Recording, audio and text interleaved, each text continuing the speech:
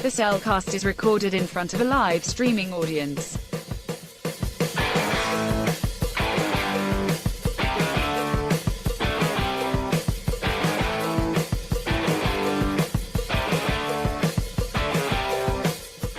Hello and welcome to another episode of The Cellcast. Joining me today is a man who, well, he's just feeling like a nightmare. Welcome, Jacob.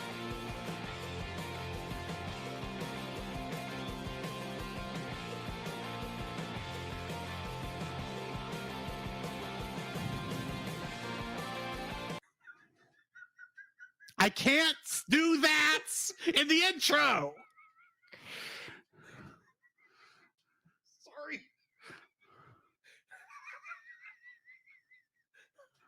That's hard to edit around. I know, sorry.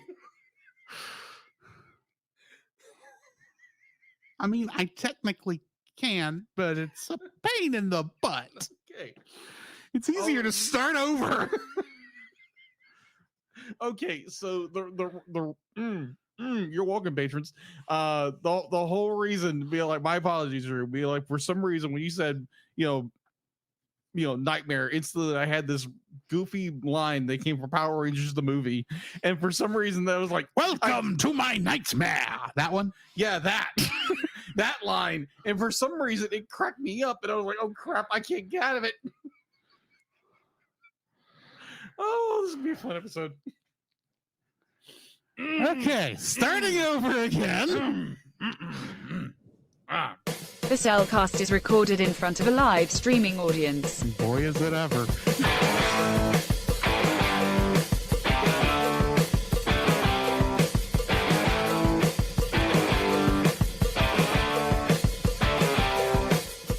Hello and welcome to another episode of The Cellcast. Joining me today is a man who, well, he's feeling like he wants a little bit of nightmare music. Welcome, Jacob.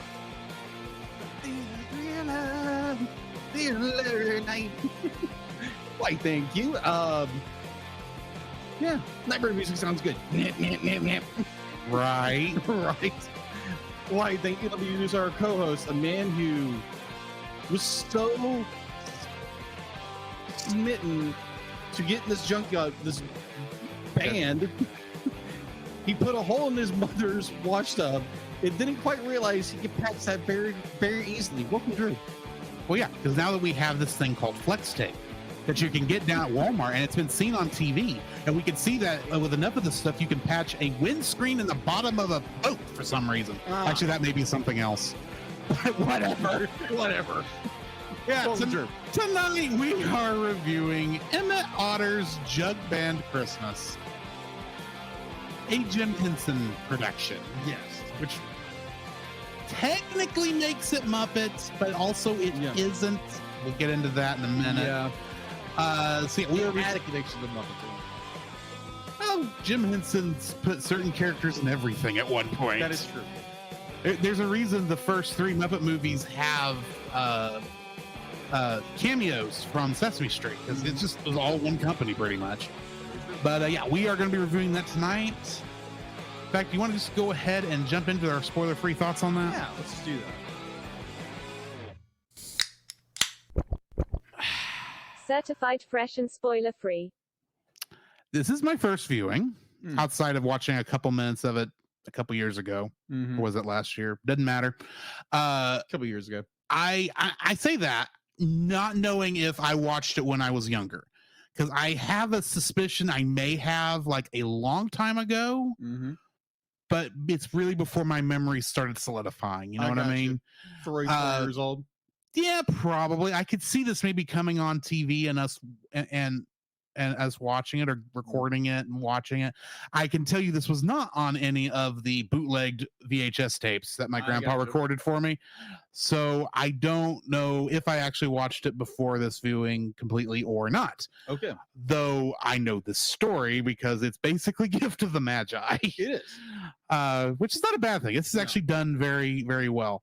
I enjoyed it. The musical numbers are nice and catchy. It's not your standard Christmas carol music. Mhm. It is Paul Williams, and he does a good job with this stuff. It's kind of bluegrassy in a way. It is very bluegrass. Except for the Nightmare rock band song, yeah. which is just, well, it's Electric Mayhem before Electric Mayhem. Mhm. Well, actually during Electric Mayhem, but either way, yeah, I enjoyed this film. It was fun, and yeah. What are your thoughts on it? I believe this is the second time watching it because I know a friend of ours. Well, oh, you have to watch this movie, so we watched it, and I enjoy it. It's not my cup of tea, but it has qualities that are nice, and some things are like, okay, I get. You can tell this was on a budget. It's like performance wise, it's done very well, and they were doing new things during that time period that had not been done so that period. But I mean, like, it's enjoyable. This is a test bed for many of the things they would do for the Muppet movie. Yes. So, yeah. Mm-hmm. Anything else before we jump into the full spoiler-filled section? I wish Kermit was here. Jumping ahead, are we? Maybe.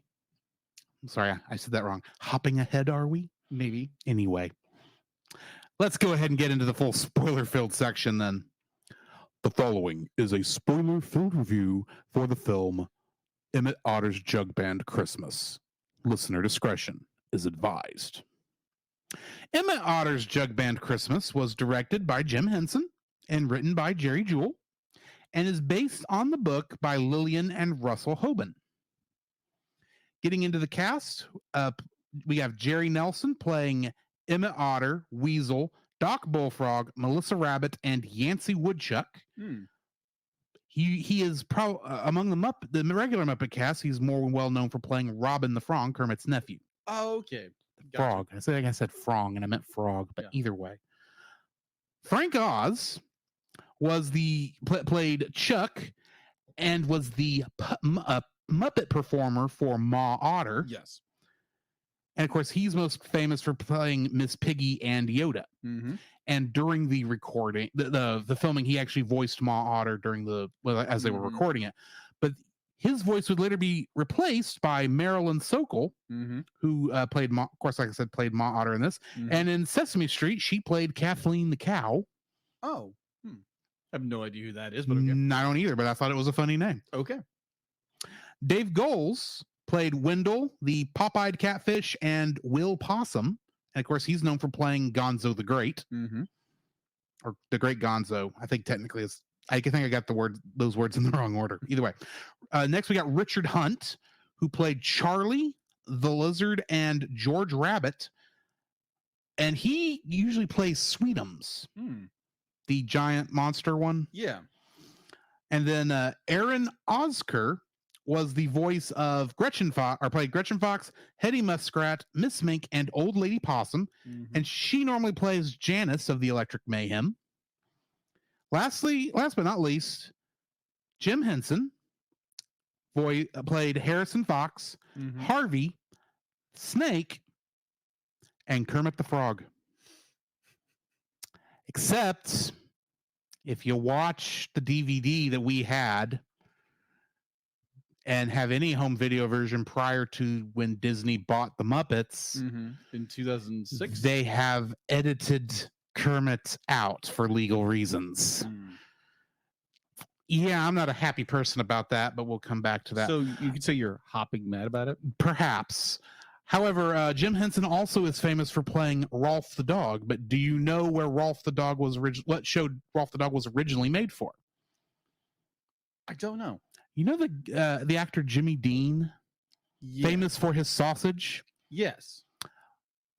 He had a show back in the 60s, I believe, or 70s called The Jimmy Dean Show. Yes. And it took place, and even though it was very obviously on a set, like, I mean, they did not stop. They did nothing to hide the fact it was on a set. You could see the stands, cameras, backstage, all that kind of stuff. You know, this kind of shows from that era. Yeah. But it was supposed to be on a ranch. Well, every ranch needs a ranch hound. So that's where Rolf the dog came from. Got it. Although Rolf the dog was also used on like a Purina dog food ad around this time. That's also, right. Yes. What's fun though is that Rolf on through the Jimmy Dean show, got to meet Lassie. I remember something about that. Mm-hmm. And he had a crush on Lassie at the time. There's a joke there. I'm not making it. Okay, good. I was thinking it. Was You like, were no. both thinking it. Nope, not going there. Nope. Kingdom Hearts connections. Guess how many? 1. No. 0. Yes. Okay. There was absolutely nothing. I tried. But honestly, it's You just scoured the internet. none of the Muppet stuff has made it into Kingdom Hearts yet. Okay. And most of the Muppet actors have only done Muppet stuff. So, except for, Frank Oz, he's done a lot of different stuff, but Yoda obviously hasn't showed up in Kingdom Hearts yet either. So, yeah, no Kingdom Hearts connections. Interesting.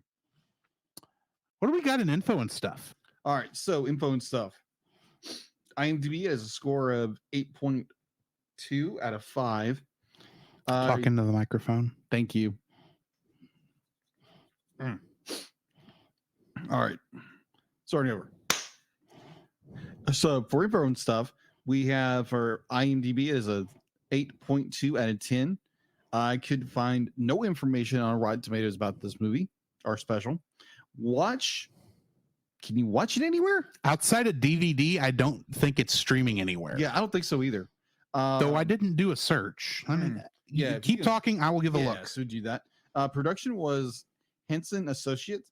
Its distribution was originally broadcast on CBS. Which makes sense, as at the time they were broadcasting the Muppet Show over here. True. It was released DVD via, I'm probably going to butcher this name, Vienna Entertainment, or Vivendi. Vivendi. Yeah. They owned Universal for a while. Really? Yeah. I didn't know that. In fact, I think technically it's still the same company, but they now trade under NBC Universal instead of Vivendi. I could be wrong on that. Do not quote me. Gotcha. All right. Which, now that you've mentioned that and I mentioned NBC, I will go ahead and tell you this is apparently available to stream on Peacock. That's right. Which is the NBC service. That makes sense. Because I was doing the my typical stuff, doing that. It mentioned it, and I just went blink. Apparently, it's also on Amazon Prime. Yes. Its release date was December 4th, 1977. Let's see. Its home release in 2005.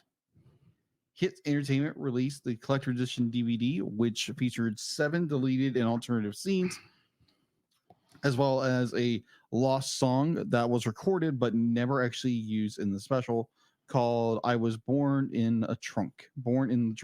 The song's written and for the talent show scene and was performed by the Walterville music store owner. Due to the sale of the Muppets to Disney a year later, Kermit's scenes and narration was audited. Audited. That's probably edited. No, that's what I'm reading here. It says audited. Well, that's an odd way to write to say they edited him out of this thing. Yeah, because it's about an otter audited. Oh, that's so silly. From this release. On December 12th, 2015, a remastered version of this 1980 special was released, had its cable channel debut alongside the remastered The Bells of Fraggle Rock on ABC Family during its 25 Days of Christmas programming block. A 40th special DVD of a special was released by Sony Pictures Home Entertainment on October 10th, 2017, followed by a Blu-ray release on December 18th, 2018 for the 2015 era, and it's going in some kind of weird order, as well as a supplement DVD and Blu-ray release. Kermit's introduction and closing scene was restored, so apparently you can still find it. But it's on later releases. But it's not. Well, it's come and gone. Yeah, it's the version you buy now on DVD does not have it. Yeah, and it's because of that sale. Yeah, there is a release out there. I think technically right before the sale, which got it put back in. Yes, but when this apparently made it to Fathom events, they had already taken it back out. So. Okay. So what I'm trying to get at, there are versions of the movie which still have it, but not ours. Not ours. Yes. So yeah, see, if you want to see Kermit in this movie, you can go track it down. Track down a particular version on But that version will be out of print and will probably be expensive. Exactly. Exactly. So if you want that version, you she'll let some dough to do it. Either way, in 2017, a 40th anniversary of the special musician Matt, how do you pronounce his name? Sure, I'm going to butcher this. Who? Apparently the musician. Matt Surwick? Surwick. If we mispronounce the name, Matt Surwick produced an official licensed tribute album featuring all new covers of Paul Williams songs for the special. In 2022, the special with Kermit's introduction and ending, but not the other narration, was made available streaming on Peacock. Yes, that's all I have for info and stuff. All right, getting into the summary. Kermit the Frog is introducing the story of Emmett Otter when he is interrupted by the River Bottom Gang, a group of hoodlums made up of Chuck Stoat, Fred Lizard, Howard Snake, Popeye Catfish, and Stanley Weasel, who insult him and steal his scarf. The scene then shifts to a river featuring Emmett and the widowed Ma, who scrape by on a small amount of money. Ma gets from doing laundry, and Emmett gets from doing odd jobs around their community in Frogtown Hollow. Emmett and Ma are kind to their neighbors, despite them being cheated out of what they deserve for the work they do. While window shopping in nearby Waterville, Ma and Emmett wistfully reflect on Pa's life and his unsuccessful snake oil venture. As Christmas approaches, they each hear of a talent contest with a grand prize of $50 and separately decide to enter so they can afford to surprise the other with a present. Ma, a fine guitar for Emmett, and Emmett, a piano for Ma. However, they must sacrifice each other's livelihood to be able to perform. Ma hawks Emmett's tools for dress fabric, while Emmett turns Ma's wash tub into a wash tub base for a jug band, each convincing themselves it is what Pa would have done. Emmett assembles Wendell Porcupine, Harvey Beaver, and Charlie Muskrat as the Frogtown Hollow Jubilee Jug Band. Emmett and Ma each perform well, despite Emmett's band having to frantically change songs after another contestant performs the one they'd been practicing, only to be defeated by the last-minute entry of the River Bottom Gang as a rock and roll band called The Nightmare. However, as Ma and Emmett's band walk home together disappointed, Ma realizes their two songs could fit together, and as they sing, they are overheard by Doc Bullfrog, one of the talent show judges, who hires them to play regularly in his restaurant. Emmett and Ma decide they will be happier performing together than the thankless work they'd been doing before, and Kermit concludes the special with Emmett, Ma, and the gang playing in front of Doc and his customers. Interesting. Some of that we did not get to see. No, we did not. Anyway, trivia for this. On the documentary about the making of the show on the DVD, singer-composer Paul Williams says that when Jim Henson asked him to write the songs for it, Henson explained that the show was going to be a trial run for a proposed Muppet movie to check out whether the Henson Company could handle certain technical tasks needed to produce a full-length theatrical feature. Gotcha. When the Muppet movie in 1979 came out 2 years later, Williams also wrote the songs used in that film. The scene where the drum rolls past Emmett and Ma Otter took over 200 takes to get right. In 2020, Frank Oz wrote in a tweet about how much fun he and Jerry Nelson had doing those takes. The song When the River Meets the Sea was one of the songs performed at Jim Henson's funeral. During filming, Frank Oz provided both the puppeteering and voice for Ma Otter, but later Marion Sokol's voice was dubbed over Frank Oz's. Many of the titles of the songs written for the special were suggested by the original book by Russell Hoban. The bathing suit that Grandma Otter wore, and Downstream Where the River Meets the Sea were songs sung by Emmett and Ma. Ain't No Hole in the Wash Tub is suggested by words that Emmett sings with the jug band. Mm-hmm. The mashup of Our World and Brothers is one of the very first mashups on network television and in American culture overall. Mashups where you fuse two songs from two different groups together. Yeah. Mashups are now are very common, but in 1977, they were unique. And that's what I got for the trivia for this. All right. What is your first like for this film? My first like would be, it's a very charming, very down-to-earth story of two people, or in this case, two otters, are down their luck. And it's this trying to make it in what am I trying to say? What am I trying to say? I can't answer that one for you. Of course, you can't read my mind. You're not telepathic, are you? Clairvoyance has been something I've been told I have, but it comes and goes. Scary. It doesn't mean I can read minds. Yeah, it just means I can put two and two together and sometimes get 5. Yeah. Because I see the one no one else has seen. Gotcha. All right. Yeah. It's my number one is, it's a very charming film. It's a very charming story of two characters who are down in their luck and they're trying the best they can. They have this very high-spirited view on life, even though they don't have much or they have nothing at all. And they're doing their best. They're looking at looking everything on the upside into the downside. And they just so happen to have this competition should come up, and they're both willing to sacrifice something in order to make the other happy, or, bring some joy to their life. And it winds up being the story wraps itself up very well with the typical charming ending, with our characters getting a better lease on life than they started with. So I find the story and the story overall is very charming. So yeah, it's my number one.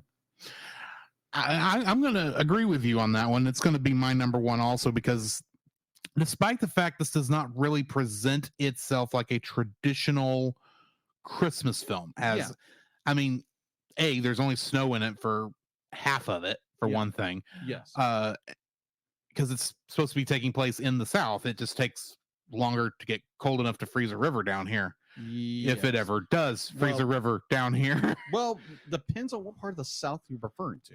Well, we don't know exactly which, but considering Kermit the Frog was the one telling the story in the original version, and he grew up in Florida, I'm assuming Frogtown Hollow may be Georgia. Okay. Or Mississippi, one of the two. Yes. But I don't know which one. Maybe Alabama. No, that didn't look like Alabama. Probably Georgia. Maybe Georgia. Never been to Georgia, but I hear it's very nice in Georgia. I wouldn't know. I've never been there either. So if we have listeners from Georgia, please let us know.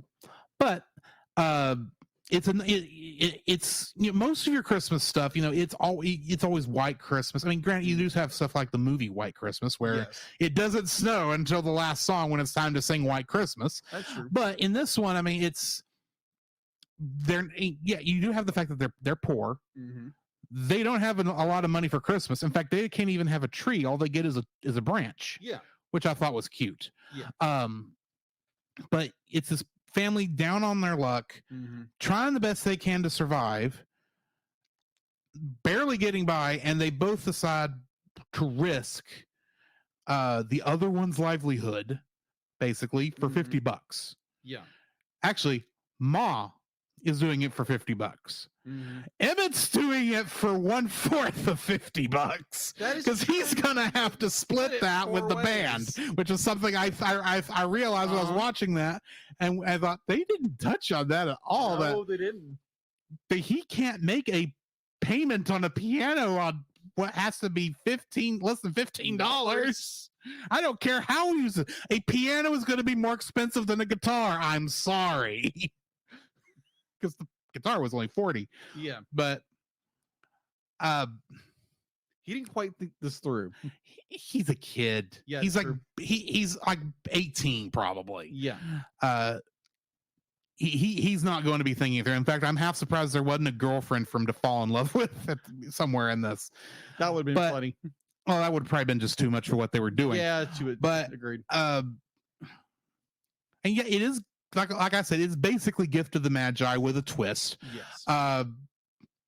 And you got great music that's not traditional Christmas Carol music, but still, I can see it. It makes sense in this. There's not even really a Christmas song in this.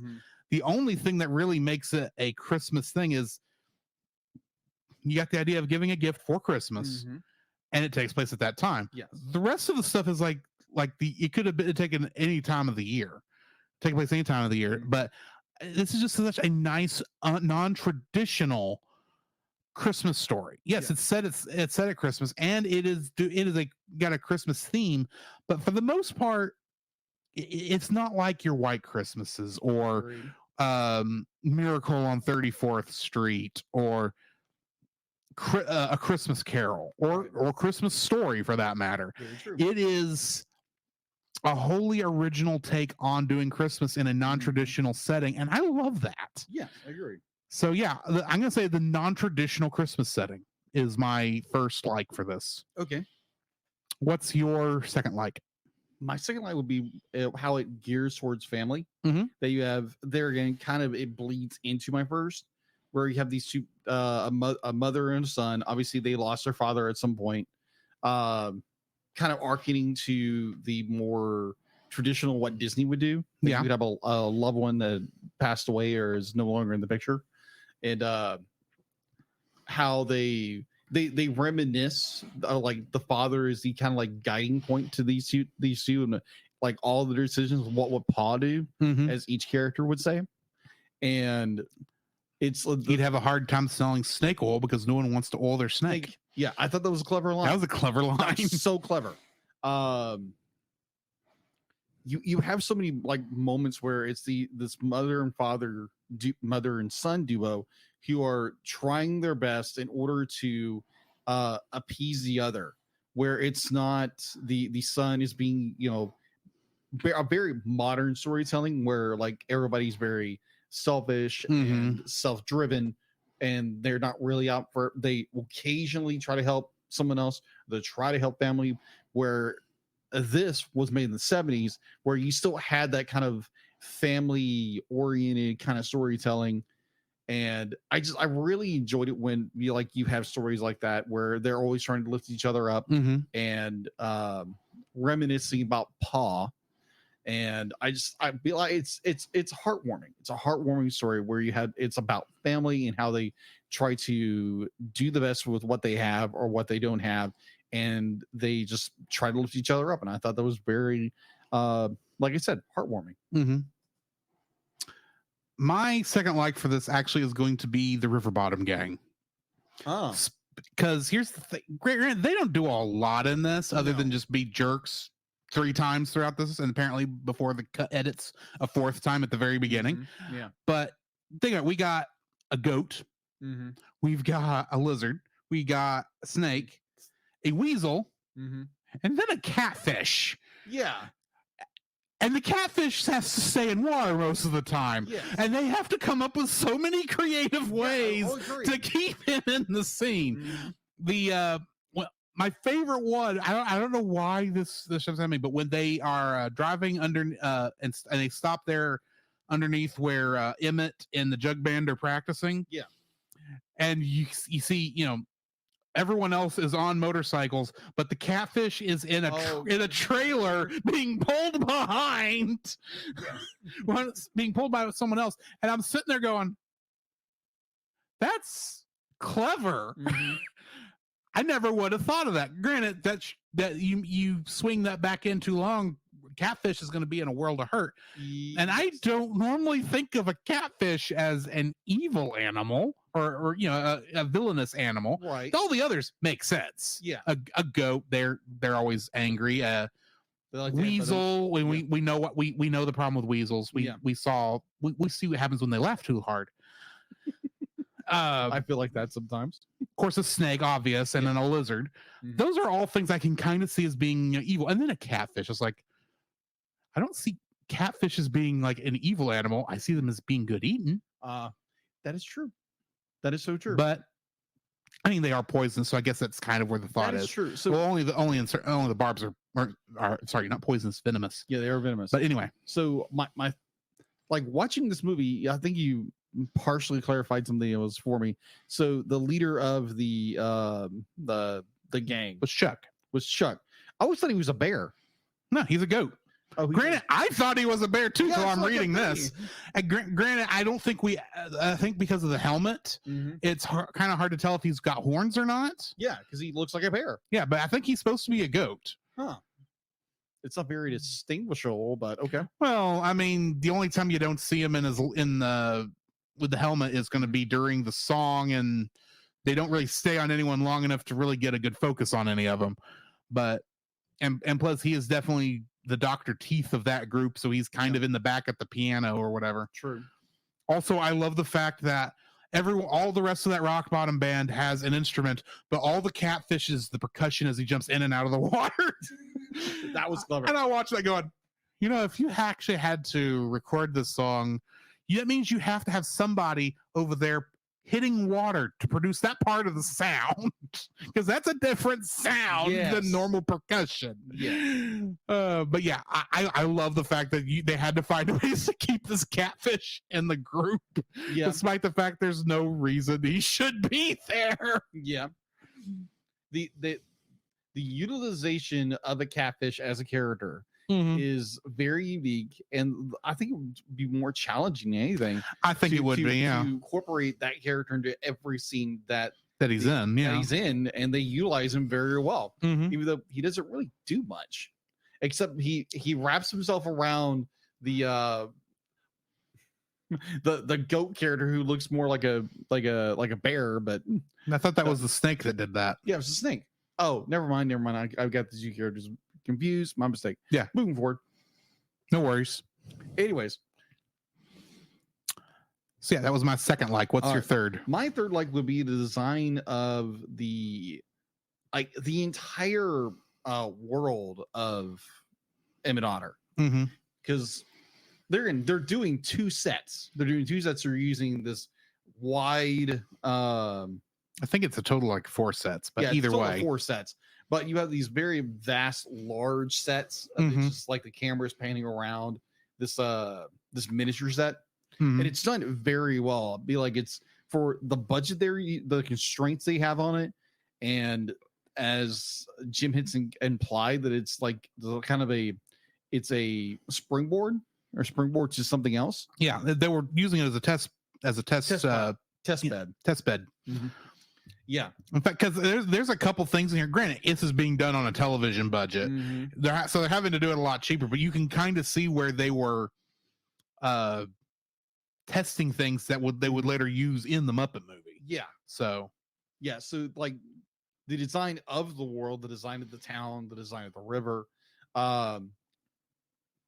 even though be like you look at a movie that was created in the late 70s and you look at it from a 21st century viewpoint, it's like, man, this looks so cheap. Well, it was cheap because, like you said, they had a limited budget. Yeah, and it was a TV budget. It was a TV special, but they still there's a lot of marionette in here, a lot more than I thought there would be. Yeah, a lot of marionetting, and I think it's one of the big things that, according to the special, that was one of the big things that had never really been done before.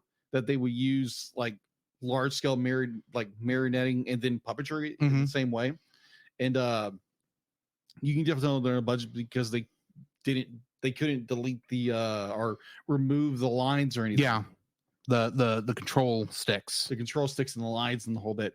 But overall, I love the design of it. It's just like you have this. It definitely when you pull into the Muppet part of the world, and be like all the details of the home, the river, like everything. Be like it has this very grounded look about it. It's not fantasy like fantasy or anything. Yeah. It's just grounded in reality, and it has this it has a gloom to it, but it has a charm to it. Yeah. So yeah, the design of the world, I thought it was very cozy in a way. Gloomy but cozy. What is your number 3? I like the relationship between Ma and Emmett. Yes, agreed. And granted, you got the rest of the band that are helping out in that song, but Yeah, that relationship between Ma and granted, it's a mother and son relationship, granted, and it's done very well. But honestly, it never feels like, what's the word I'm looking for? There's a lot of times when you see a relationship like this on television and in movies where the mother is overbearing, overprotective. The kid is trying to, rebel, break free, that sort of thing. And that's not what we're seeing here. No, both are very respectful of the other one's abilities and understanding of each other's feelings, that they actually feel like a family, which is a strange thing to appreciate. But let's face it, there's a lot of stuff nowadays, even back when this was being made, in which family was not something you usually saw, because but family's not funny, family's not dramatic. Ironically, because I think some of the most dramatic moments I can remember of my life dealt with family members. So but you never see that now. And it's so heartwarming just to see a familial relationship where it's like they're not trying to kill each other and having to learn that being with a family is a good thing. That's not what they're having to learn here. What they're having to learn is you sometimes have to step out and take a leap of faith. That's what they're going with. And I appreciate, admittedly, a gift to the Magi, which is what, like I've said 100 times already, is what this is kind of based on. Normally between a boyfriend girlfriend situation or a husband and wife. This is between mother and son. They both want to do something special for the other for Christmas, even though the only way they know to do it would actually cause harm for them in the long run. And it's almost counterintuitive to what you would think he would need to do. Putting a hole in the wash is going to mean that she's not going to be able to clean laundry as well. So pawning Emmett's dad's tools is going to mean Emmett's going to is not going to be able to do as many odd jobs around Frog Hollow as he used to be able to. And all you're going to do is be able to put supposedly a down payment on a piano or buy a used guitar. So it's almost harming each other. It's harming to give something nice, sacrificial. But you're sacrificing the other person, which is strange. That is. Agreed. But what I'm getting at here is that's kind of what God asks us to do a lot of times, is to step out on faith and do something that doesn't always make sense when we look at it. Very true.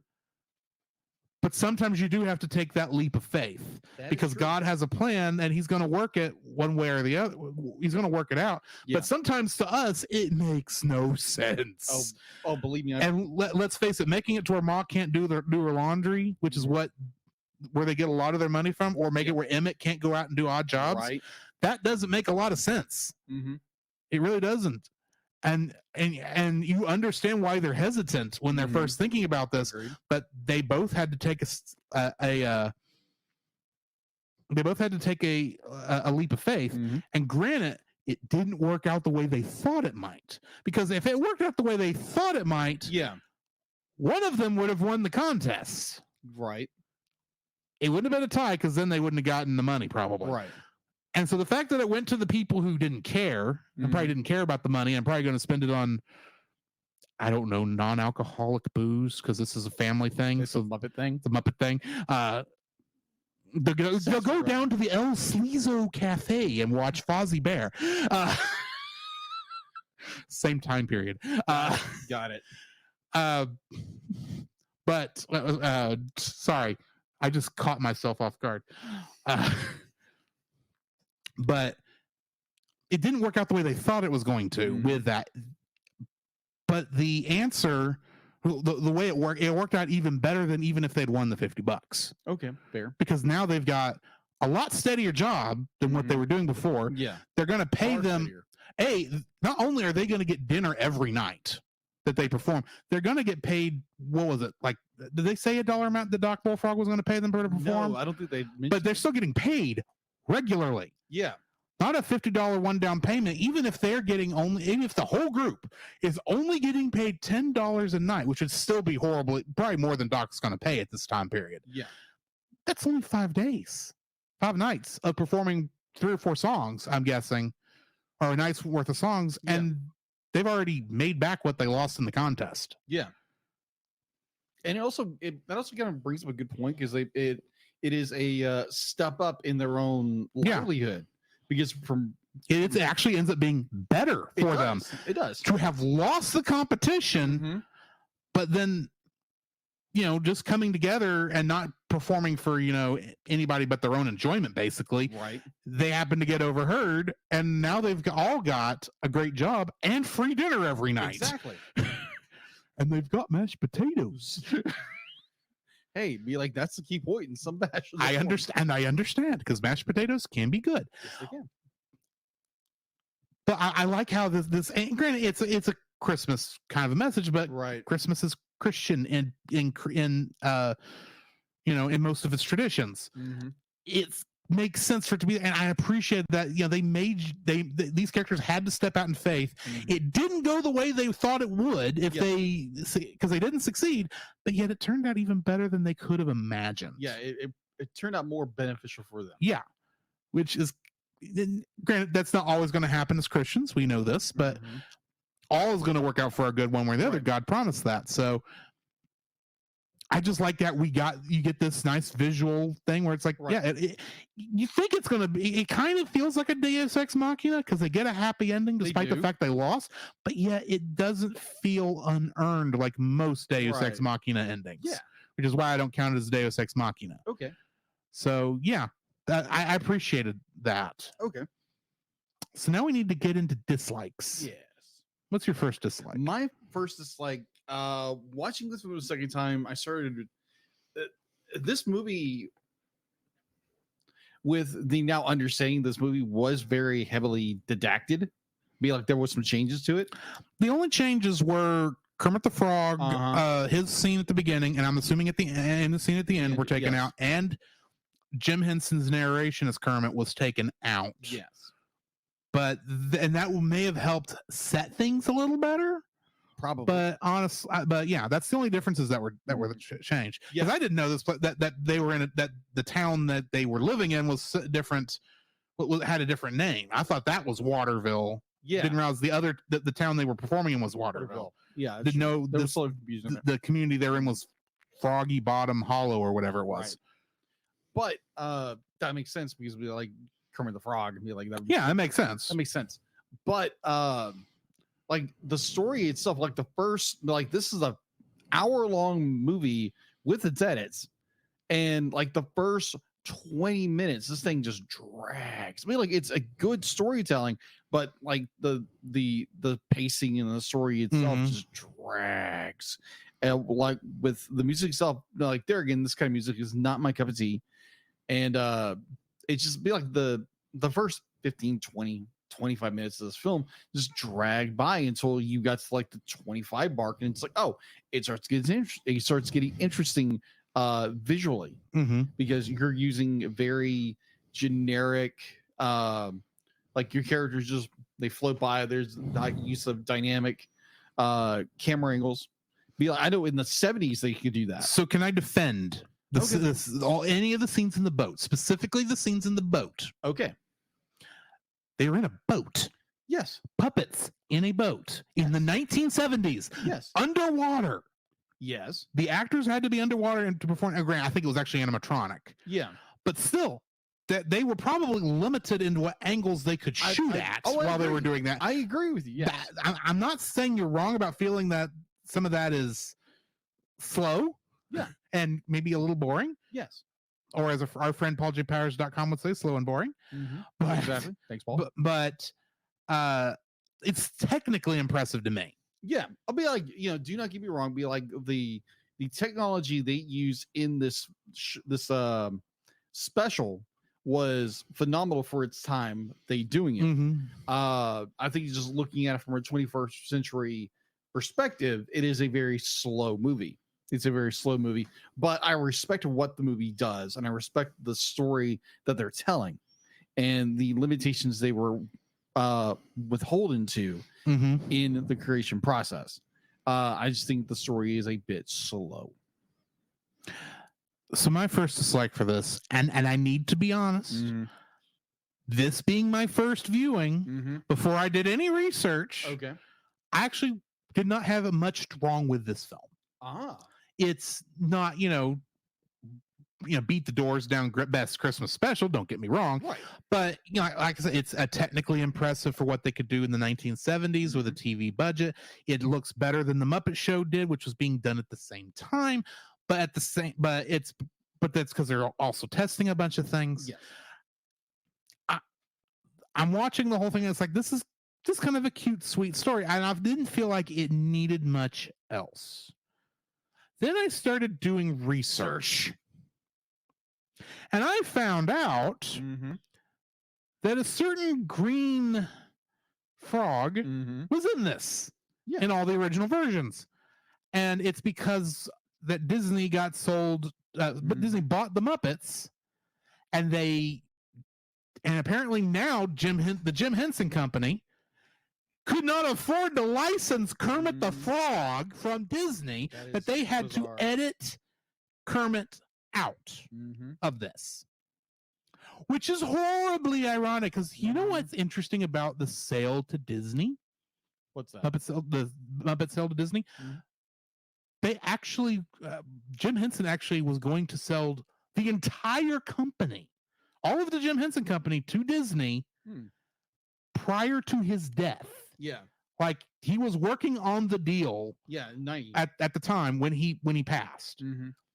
And the Jim Henson kids who took over the company decided that wasn't a good deal, so they backed out, but they still worked with Disney for Muppet Treasure Island and Muppet Christmas Carol, because they needed somebody to release to. They were willing.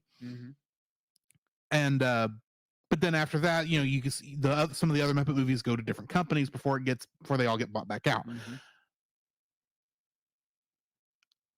There was a time. Now, granted, I don't like the idea of Disney buying everything, but if we're talking about in a perfect world, it would be nice if this was still owned by the same people who owned the Muppets, so you don't have to edit. Sure. That's mostly what I'm getting at here. Okay, don't get me wrong. I don't want Disney owning everything. I think Disney needs to be broke up a little right now. If we're being honest. Fair. Let the stuff we wanted, we were happy to see Disney buying, like Fox, for instance. I don't like that Disney owns Fox. I am happy now that since Disney owns Lucasfilm, they actually have complete control of Star Wars again, the release and stuff, so you can buy a box set. Or the fact that the X-Men and Fantastic Four and all that is now back under that umbrella, even though Marvel's not doing too hot with its stuff right now either. But I kind of wish they'd sell 20th Century Fox off to somebody else and that be a separate company again. Okay.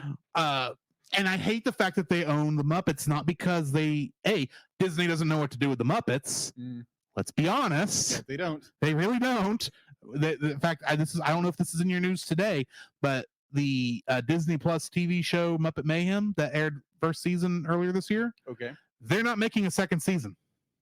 Well, that's just sad to hear. Yeah, it is sad to hear, because it's not performing the way they want to. Now, granted, Muppet Mayhem has been considered like the best Muppet TV show since Muppets Tonight back in the 90s. Wow. Okay. It was very well received, but it's still not doing good enough for Disney Plus. Well, it's not much as well. I mean, granted, this is the age of cancel anything that's not doing gangbusters on streaming. True. But they don't know what to do with the Muppets. And I kind of wish they would sell the Muppets maybe back to Jim Henson, but then the Jim Henson Company is not really like doing as good as they were in the 90s. Well, I think it's every company right now. But I mean, if you're talking, you don't really see the name Jim Henson on a lot of stuff anymore. No. It's not like the 90s where you're watching Teenage Mutant Ninja Turtles, and it's saying work done by the Jim Henson Workshop. And you're going, huh? That's something you didn't expect to see. The guy making the Muppets making Teenage Mutant Ninja Turtles. Yeah. That's just two things that don't go to. Now, granted, the Jim Henson Company has done some things that I kind of wish they hadn't made recently, like Sausage Party. They made Sausage Party. I believe if it's not that, it was something else that was just as bad.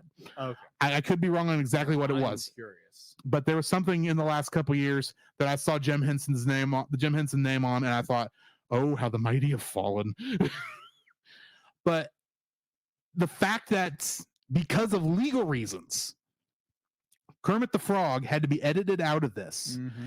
And there was no, because there would not have been any thought process to allow the footage to remain unedited when you're looking at legal stuff, like we would have preferred. Yeah. And admittedly, I'm still kind of not feeling good about any of the Muppets, because let's face it, even though I'm not a big Sesame Street fan, Sesame Street's dying too, because HBO doesn't know what to do with Sesame Street. Dang you, Elmo. You ruined it. But at this, I'm just, I as a Muppet fan, I'm annoyed at things the way the Muppets are going, and a lot of that is just personified by the fact that the Jim Henson Company can't have Kermit the Frog in a movie that they made years ago, and they can't keep him in there for subsequent releases of the video of this thing. That is stupid. Agreed. Very, very stupid. That's what I'm trying to get out. Is like, fair. I hate the fact that Kermit the Frog was required to be edited out of this. Not any creative decision made by him. Not because somebody hates Kermit the Frog for some reason. No, legally they had to, and they cannot do anything about it because they probably can't afford to get Kermit the Frog back, even though Disney doesn't know what to do with it either. True. What's your second dislike? My second dislike. This movie, I started losing interest in it very quickly. I mean, like, yeah, it's a good story. It's done very well, but it's just, it's not my style. It's not my flavor of film, and like banjos and that kind of stuff. It's just more like whenever the characters would sing, be like, it's like you understand their plight. At the same time, it's just more like, okay, this is a little boring. Kind of like a child losing interest in something really quickly. That's like me with some things. Like this movie, but like it was good. I appreciate what they did, but it's just not my flavor.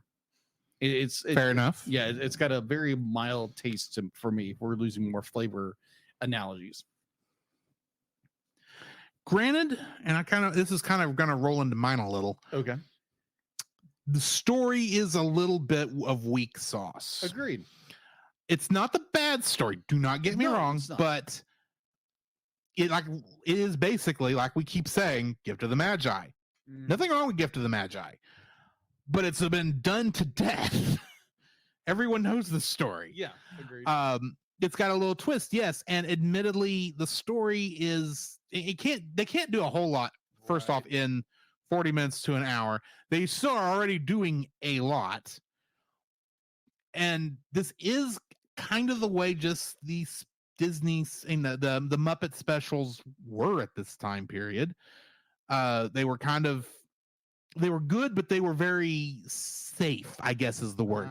They're not really pushing any envelopes here in terms of story or writing. Where the envelope is being pushed is in the actual puppetry, which is, don't get me wrong, is amazing to watch in this.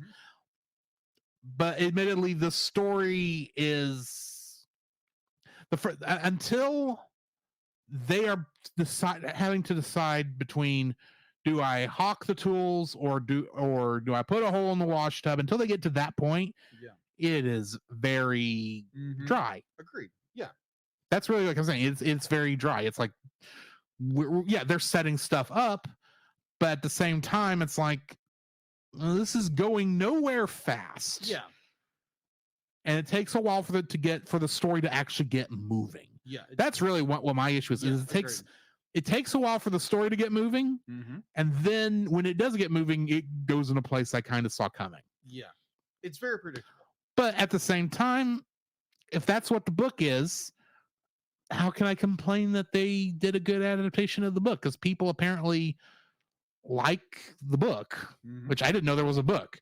But anyway, what's your third dislike? My third dislike was more of a disbelief moment. It's like a kind of a what the moment is, where it's the talent show, they're wrapping up, and the Nightmare Brand shows up, and be like, there again, this is a down to earth country bumpkin.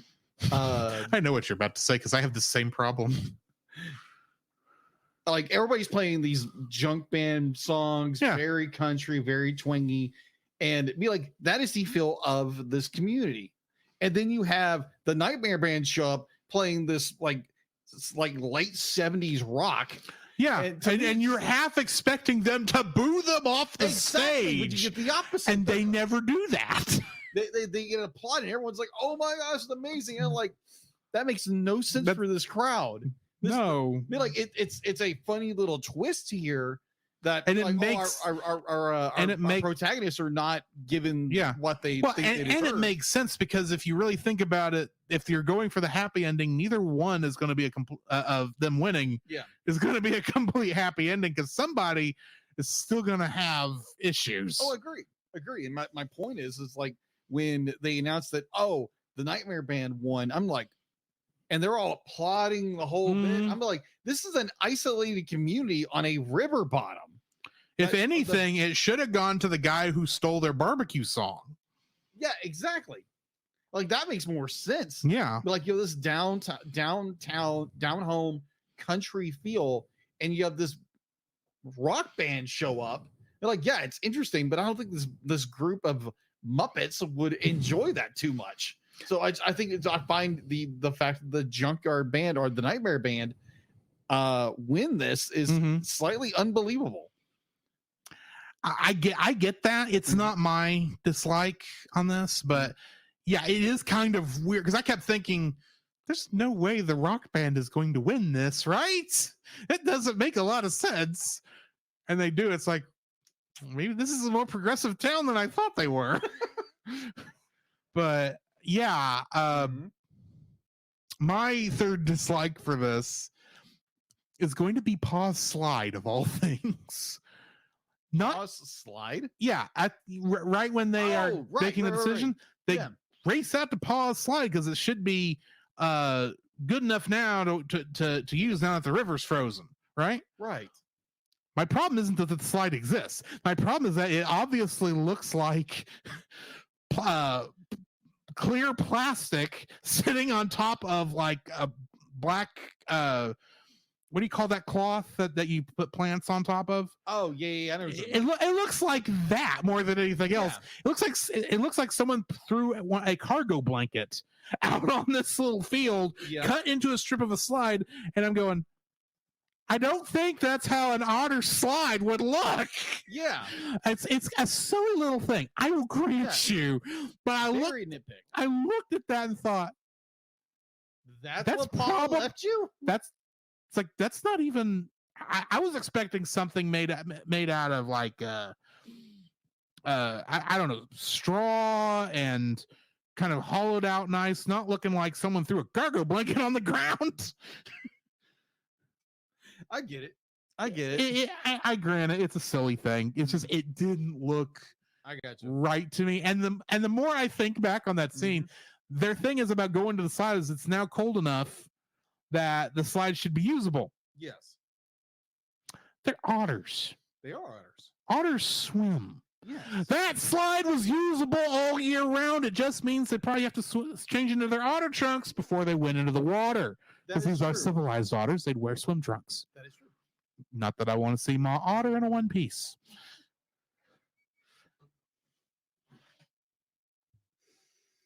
Thank you. You're welcome. You are so welcome. Thank you. But yeah, I want you to project that right in your face. That's your head. It's a nitpick. Yeah, but it's just it was just like three or 4 seconds there. It's like, I get that this is showing a simple joy that these two have, and brings back family memories. I know that's what this is, but that doesn't look like what I would expect an otter slide to look like. It doesn't look like A, it doesn't look natural. B, it doesn't look like something they would have made with tools either. No, It looked, like I said, it looks like someone took a cargo blanket and put it on the ground. What it looks like to me, it looks A like slip and slide. For a slip and slide, it looks like someone like you would do like in a youth. Yeah, you would take like some plastic and just tape it down. That's what it looks like. It's embedded into the ground. He's like, when they said, be like, oh, let's go to pause slide. I'm thinking something like maybe made of metal, made of wood, or something like that would make sense. That would be more robust. Mm-hmm. I was even something carved into the side of the river. Well, I can see something carved into the side of the riverbed, but this doesn't look like. This looks like it was injection molded, not. At best, it looks like injection. Maybe a and not even good injection molding. This thing was not smooth at all. No. If it was a metal slide embedded into the riverbank, I'd be fine with that. Yeah. But I don't know. It's just this thing looked weird, and it's fair. I think that could have been handled better. Okay, fair enough. That's mostly what I'm getting at. So yeah, that brings us to the end of our. Yes. Likes and dislikes for this. What are you rating this special? Even though like I do have some slight issues with the story, with the entire thing itself, it's still charming. It's so well done. It again has this kind of class about it, with an experimental bed towards future projects for the Henson Company. It just I mean like it's deserving to be like to me it's getting a 7. Like it has the charm, it has the family feel, the family centricity about it, and like I find it very charming. I find this movie very charming, even though it may not be, its environment may not be my cup of tea. The story itself compels it to be a 7. Okay. Yeah. So what are you ranking it? I'm giving it a 7.5. Okay. This is a very simple and a movie. Like if we were reviewing this on the Retro Rewind podcast, this would be a nostalgic. Okay. It's not bad. It's not something I'm going to go back and rewatch 100 times. Right. But it was good for what it was. It was enjoyable. I think there are better Christmas specials. There are better Muppet Christmas specials. Agreed. Than this one. But this is not a bad one. Don't get me wrong. No. So yeah, I'm giving this a 7.5. And most of that is going down to the technical, the technical stuff in this, because there's a lot of technically tough stuff that they did in this that I am still amazed by for 1970s television puppetry. Yes. I can't stress that enough. This is going to be amazing.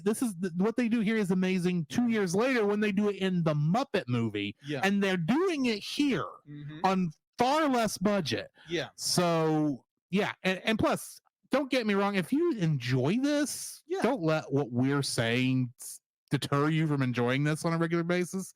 I just don't. I did not watch this one enough as a kid to make it a tradition. Like have nostalgia for the film or something. Right. I don't have childhood nostalgia for this film. Yeah. So, I enjoyed what I saw.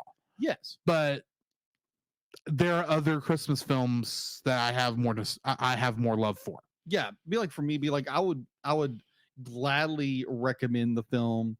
I mean, like if it's one of those films, be like it's nostalgia for you, that it's a yearly watch for you. By all means, do that. For me, I never had it. I never watched. I never heard of it until a couple of years ago, and be like, yeah, it's nice, and be like, might put it on at some point later in 2024. And be like, oh, that would be next year. Yes. That would make it a yearly watch in that instance. Maybe. By that point, I'll be married. Things may be different. Maybe. You never know. Your outlook could have completely changed by that point. Exactly. But anyway, so that's our thoughts on Emmett Otter's Jug Band Christmas. Next week, correct me if I'm wrong, but we did have to slightly reschedule next week, right? Uh, for the live show? yeah, Because next week Yes. is the 9th. Yeah, I think we're gonna shoot for. We're shooting for the 11th. Yeah, we're shooting for the 11th. Okay. Yeah. On the 11th, we're going to be reviewing 2017's The Star. So join us next. And pretty much next week for that. Mhm. In the meantime, we're going to jump into the intermission. On the other side, we'll talk about what we've been watching, what's in the news, and starting a new trip through a new-ish, new for us, new for me, New for you. animated series. Mhm. Join us on the other side for that. This podcast is a proud member of Culture Box. Whether you enjoy geeky reviews, comedy, or original fiction, you can open up the Culture Box and find something excellent for your soul. Point your web browser to culturebox.media. This week, we suggest checking out The Rushmore Show. The Rushmore Show is a place for ranking the ultimate top 4 in sports, video games, nostalgia, movies, and so much more. Each week, Andy and Kirk spark engaging discussions and friendly debates, making The Rushmore Show your compass in the realm of pop culture rankings. You can find more at youtube.com/The Rushmore Show, where it's all about your top 4 and nothing more. Cellcast would also like to thank the following patrons: Ashley and Francisco Ruiz, Book of Gaming, PaulJPowers.com, and Edwin Gonzalez. To get your name listed on the show, uncut episodes of the podcast, special art from Jacob, and in my mind there's something else, and I can't think of what it is. Pardon me. So go donate to us on Patreon for all that. So, Jacob, I have a question for you. Yes. What have you been watching? Oh, so what have I been watching? Well, first, I want to ask you a question. Okay. How was your turkey day or Thanksgiving? I had a good Thanksgiving. Good. Did you eat a lot of turkey? Actually, we did not have turkey. What? We had a ham. Oh, okay. No, not my And- favorite for Thanksgiving. And but okay. cheesy potatoes Ooh. and some bacon green beans, bacon fried green beans. Okay, I keep hearing things about those. Oh, those are good. And crescent rolls Crescent roll. and blackberry. Well, it was a blackberry strawberry cobbler mixture Ah, okay. that my mom made up, Ah, okay. and there was a cranberry bread Okay. of some kind. I can't remember exactly what was in it, but my mom made that. I gotcha. So yeah. So my Thanksgiving was me, my fiance, and her mother drove to my parents' place and had a wonderful Thanksgiving. I Mhm. learned that I do not like zucchini whatsoever. How did you have it before I make suggestions? It was in a oh, come on. Why am I flaking on that? Was it pan fried? Was I it steamed? no, it was in dressing. It was in dressing. Okay. I will. You say you don't like it whatsoever. No, I don't. I didn't like the taste of it. It just Right. it was so. Ugh. I still would say that. Do you like fried squash? Never had fried squash. Then you can't answer that question. Exactly. But I would say fried squash and Oh. fried zucchini, because it's kind of the same difference, is very good. Okay. That's my suggestion. Of course, definitely have your ketchup on hand for dipping, Or or ranch, Or ranch. or ranch. Either one. Yes. Okay. I say ketchup for you because I know you like your ketchup, I do like ketchup. which is ironic because you don't like tomatoes. I do like tomatoes. Just It's not. somebody else who didn't like tomatoes. Yeah. You were the.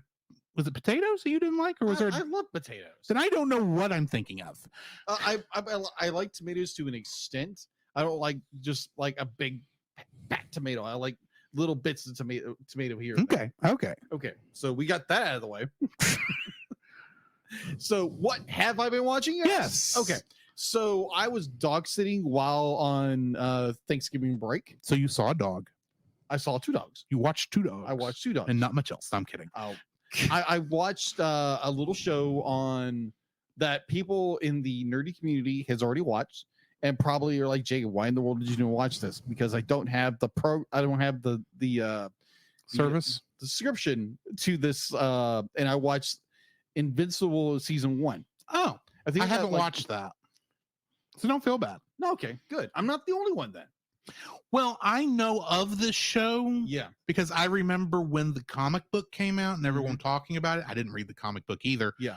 But I don't know. The idea of evil Superman just didn't appeal to me. Oh, okay. But I really enjoyed it because it did be like it took that really, really gritty, be like very violent, very bloody storytelling, but did it in a way where it wasn't if you ever watched, like, I watched one episode of Harley Quinn on now Max, and absolutely hated it because it was way too much of, oh, we're just gonna push gore and everything into your face. Right. And I couldn't handle it. With this, they tell a compelling story of Mark, who is coming into age. He learns that he has powers and that he uses them to protect his city. And you have this great undertone of undergirth of a story that's developing. Because by the end of episode 1, we know what happened. The story unfolds itself throughout season 1, and it's just done incredibly well. I'm like, wow, this is intriguing. But like, yeah, it's got language. Yes, it has a extremely violent, extremely bloody. But like, yeah, if you're more be like, you don't like seeing like extreme graphic gore and blood and violence, maybe not the show for you. But overall, I enjoyed it. I want to finish season 1. I know season 2 is out already, and I would love to finish that. And the comics seem to be a little intriguing to me, so I might dabble in that at some point. Okay. Other than that, nothing really worth mentioning. Let's be honest. Right. Other than that, just like YouTube and yeah. So that's all I've been watching. Well, I've been watching quite a lot. Oh, okay. And probably playing a lot. Actually, more watch than play. Really? Because I was gone for That's 4 or 5 days. So while I was visiting my parents, Yes. I watched 2 movies with them. One was a movie called Whistling in the Dark, which is a Red Skelton movie. Oh, okay. And it's about this actor on a old radio show. Okay. Because he comes up with these, he also does the writing for it, and so he comes up with these crimes. It's a crime show. Yeah. So he comes up with the crime, and then his character has to solve the crime. Got it.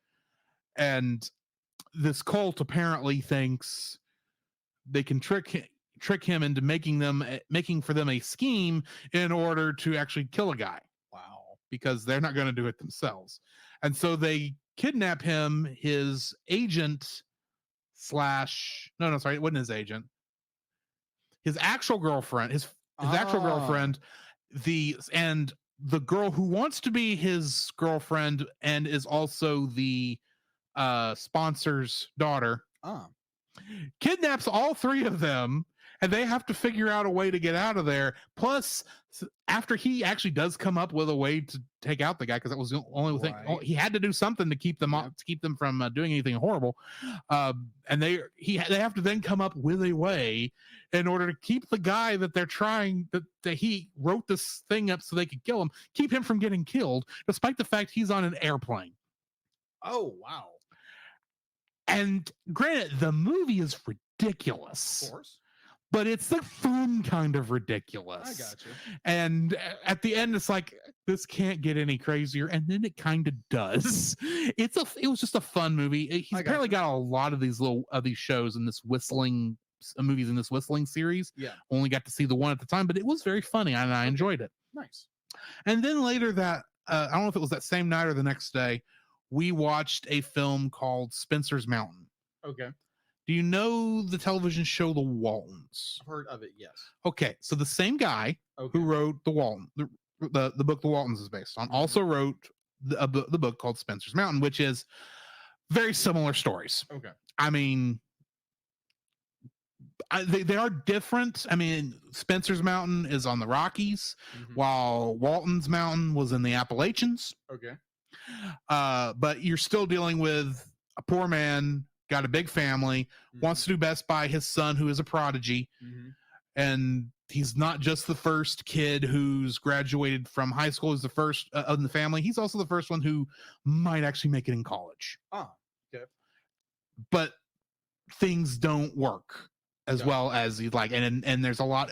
I actually do suggest it because it was actually a very good film. It was a little predictable in some spots, but it was still a very fun watch, and it was still touching in a couple places. So yeah, I watched those films. As you can probably guess, I've been watching more Monarch Legacy of Monsters. Of course. Godzilla showed up in episode 3. And you will probably wee. I knew what was happening when I saw the words Bikini Atoll 1952.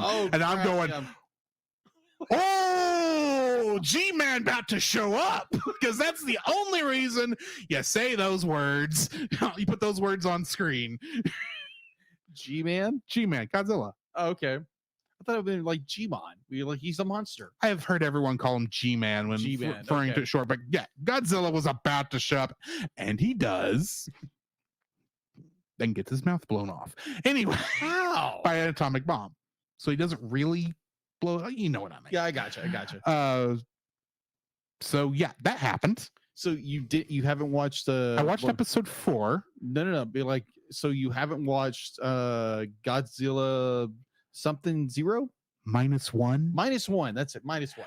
I will be watching that tomorrow. Oh, okay. Times table didn't work out to do it before then, and that's when we planned to do it. So, and I'm seeing it in IMAX. Oh, fun. Yeah. Well, let us know next show. Definitely will. But yeah. Other than that, I think that's pretty much everything that I've been watching. Okay. So what do we have in the news? The Cellcast News with your host Jacob Heron.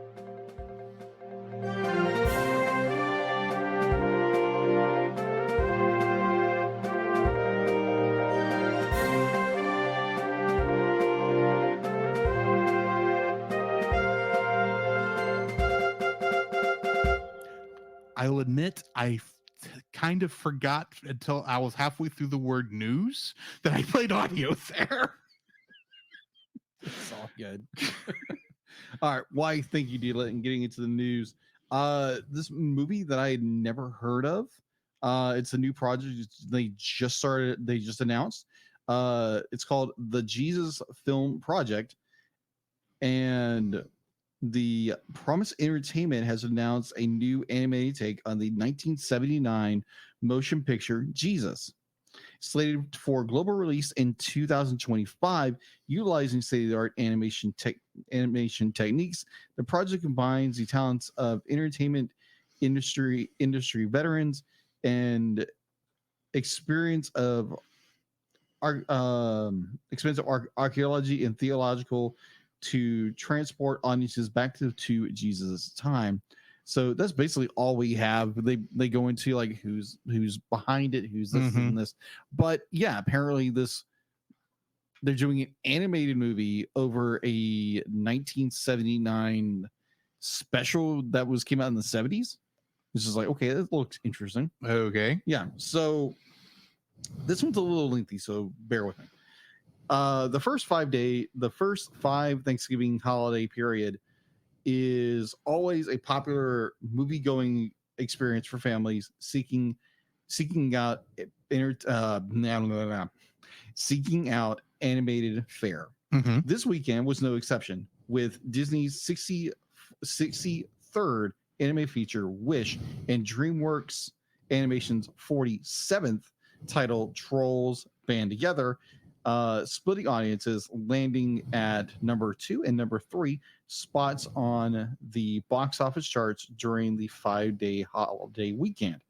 Disney's Wish was the subject of much analytics by the trades, billed as the studio's 100th anniversary tentpole movie. The film was somewhat unfairly judged by critics, who who categorized it as too much of a retread of past anime successions with a plucky heroine and adorable sidekicks. The film earned a respectable A- from CineScores for audiences, despite its total of 50% on Rotten Tomatoes by the critics. Deadline is estimating a total of $32.3 million box office for the film's first 5-day run. In 3,900 theaters.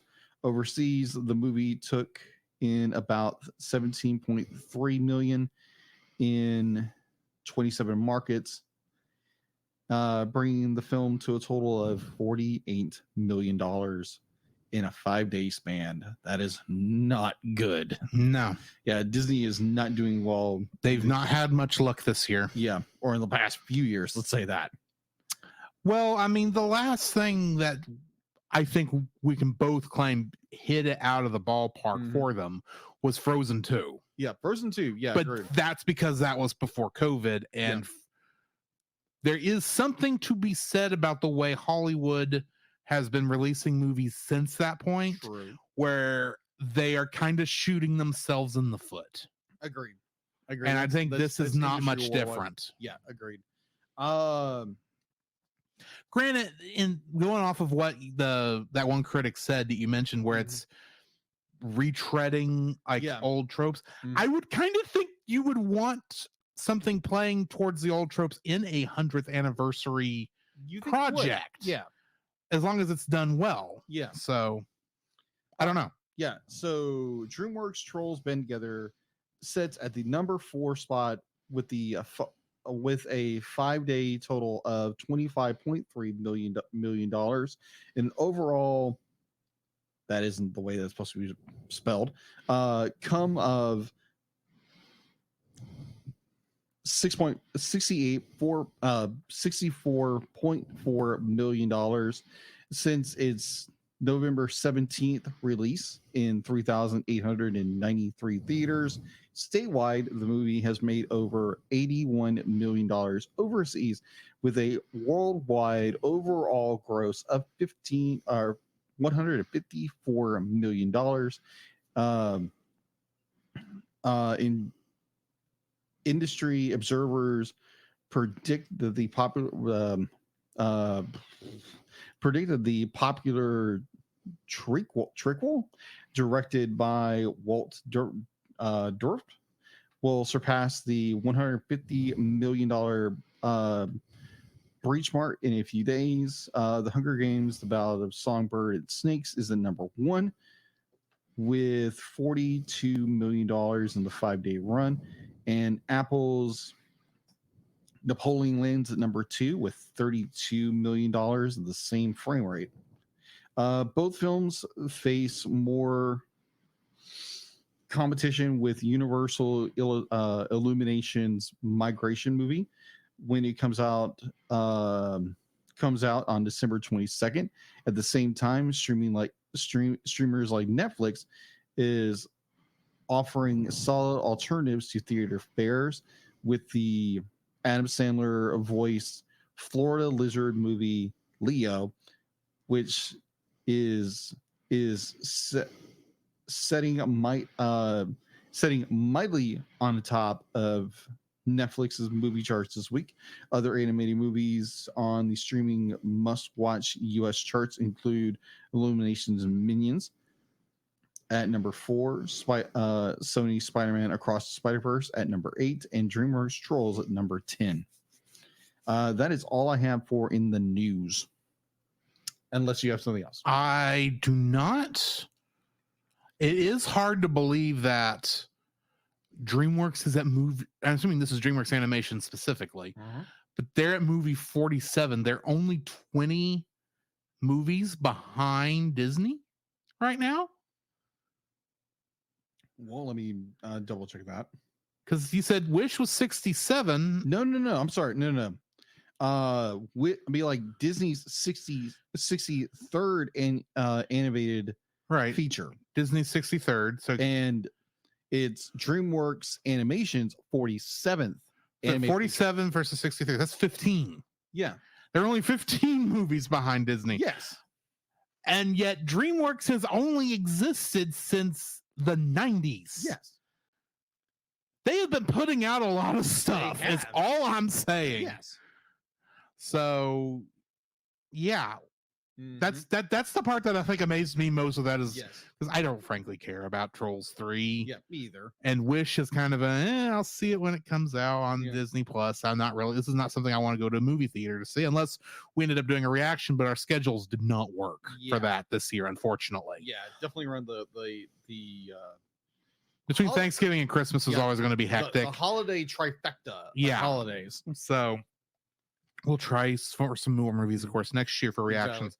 But yeah, let's go ahead and jump into something you have been looking forward to probably all day, Yeah. if not all week. All week, let's say that.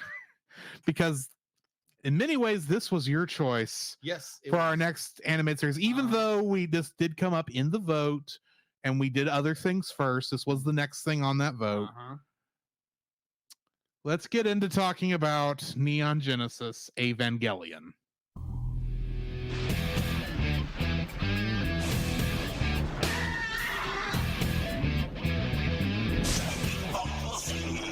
Card Captors, a mystic adventure. Card Captors, a quest for all time. She is the one named Sailor Moon. Pokemon, gotta catch 'em. It's you and me. I know it's my destiny. Pokemon. It's time to duel! Digimon, Digital Monsters, Digimon Scarlet Champions. Yayo, yayo, yayo. Oh, set sail for One Piece. Yo, Shinji, get in the robot. Your dad loves you, get in the robot. The cockpit's too small for a grown-up. Kick some butt in your robot.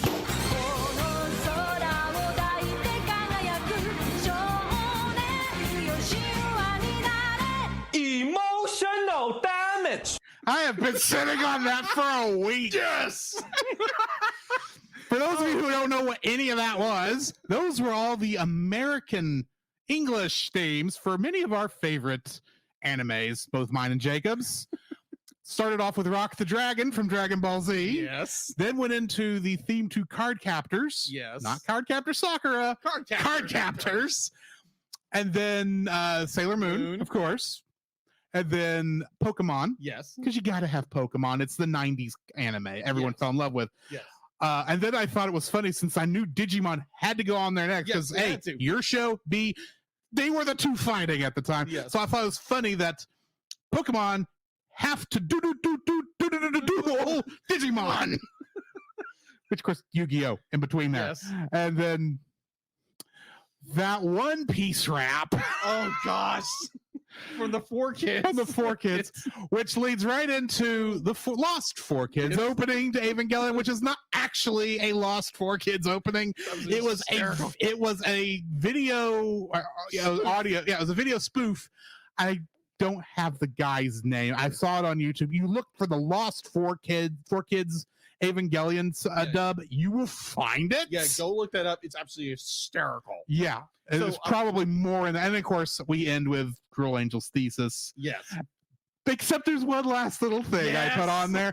And I thank Dallas Panda Marshall Mora for this, because every time I brought up we were doing Evangelion, he said, there's only one thing I have to say: emotional damage. And I had to find that clip somewhere. And I don't remember this guy's name, but he is funny. Yes. I will say that. Yes. I will make sure I have all this information Yes. next time, because now I'm feeling horrible that I can't quote these people. But yeah, we are starting our review of Neon Genesis Evangelion, our first anime TV show Yes. to do on this. And also the first thing we're reviewing that's not based on something else That is in true. an animated series thing. So before you move forward, I just had to do that because the Yu-Gi-Oh thing.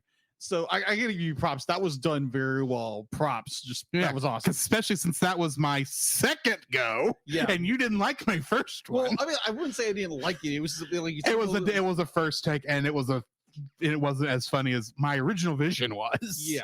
So, and It's that was done mostly very because well. that Lost 4 Kids opening of Evangelion was different than every other version, True. and I couldn't edit it in very well. But anyway, Yeah. So yeah, we're starting Neon Genesis Evangelion. This is a long-running anime franchise, believe it or not. Starting with, of course, we've got this anime. Mm-hmm. Then there was a 2-movie sequel. Mm-hmm. One being the movie Death and Rebirth. The Death half is a recap of the whole series, while Yeah. the Rebirth Earth half Is eventually becomes the first third of the second movie, which is the end of Evangelion. And then got interested which is a alternate ending to the show, because apparently a lot of people did not like the ending of this show. They didn't. And And the director then was like, "Okay, you then- want an ending? Okay." then there is a edit of both of those films edited together as Revival of Evangelion, Really? which edits the films together.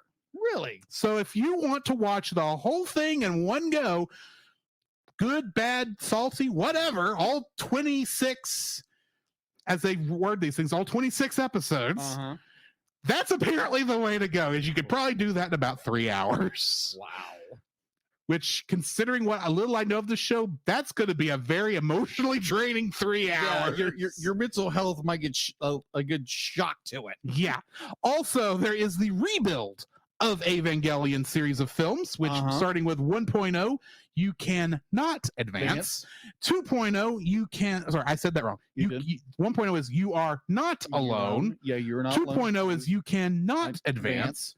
3.0 is you can not redo. And the reason I'm saying not is in the way I'm doing that is because those are in parentheses. Because one thing you will quickly learn about Evangelion is it loves double titles. It does. Which is great for the next one. 3.0 plus 1.0, Thrice Upon a Time, whose Japanese title, and then the title that's written in the Japanese language, is Shin Evangelion Theatrical Edition. And Shin Evangelion is part of the Shin Japan superhero thing that Hideki Anno has been doing over in Japan, which includes Shin Godzilla, Shin Ultraman, and Shin Kamen Rider, or as you'll find it when you go through Amazon now, Shin Masked Rider. It is all part of this marketing thing that he was doing with all these same movies that all had the word Shin in them. Really? Mm-hmm. That is interesting. Also, fun fact, Shin is actually in the Japanese title of the show. Yes. So we'll get to that in a minute. Yes. Quick history, though, because I'll be honest, I put a little more work into this than normal because you pulled an 8. I did pull an 8, but the reason I put some more work into this is because I can't assume you like when we started X-Men, I kind of assumed you knew what X-Men was. Yes. When we did Tangled, I assumed you'd listen to our review at least. When we did Thundercats, we probably should have done more explaining. Yes. It's Thundercats. It's Thundercats. But doing this is like, this is easily the strangest, the most original thing. Yeah. What's the strangest, most original thing we've done? And strange. It is strange. But before I guess I get into that quick history, I should be nice and ask you to tell us, what is this thing about? Okay. So Because this is definitely your pick.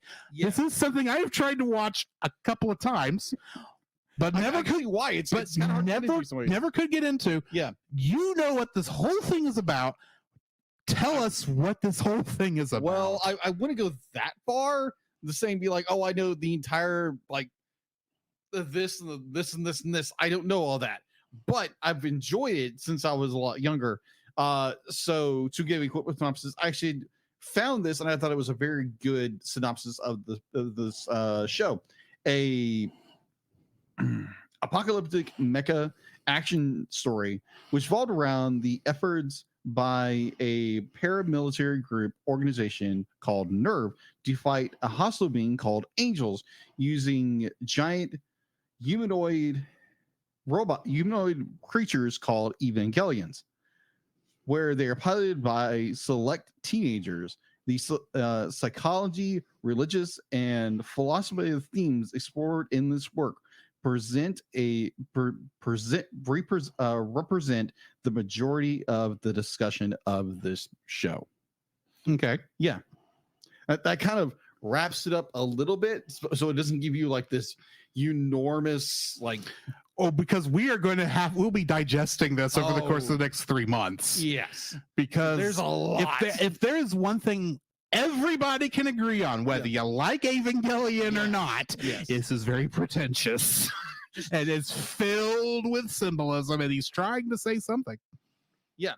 Even though in some cases he's not saying what we as an American we think he's saying, but it's what I understand. What I understand is because I have seen so many people review Evangelion and try to explain it, where over in Japan they would use Christian iconography and symbols and the whole bit, because over there it doesn't mean anything to them. It doesn't mean the same thing. It doesn't mean the same thing as like Americans who believe in Jesus. So as Americans, we view it completely different what the original intention was.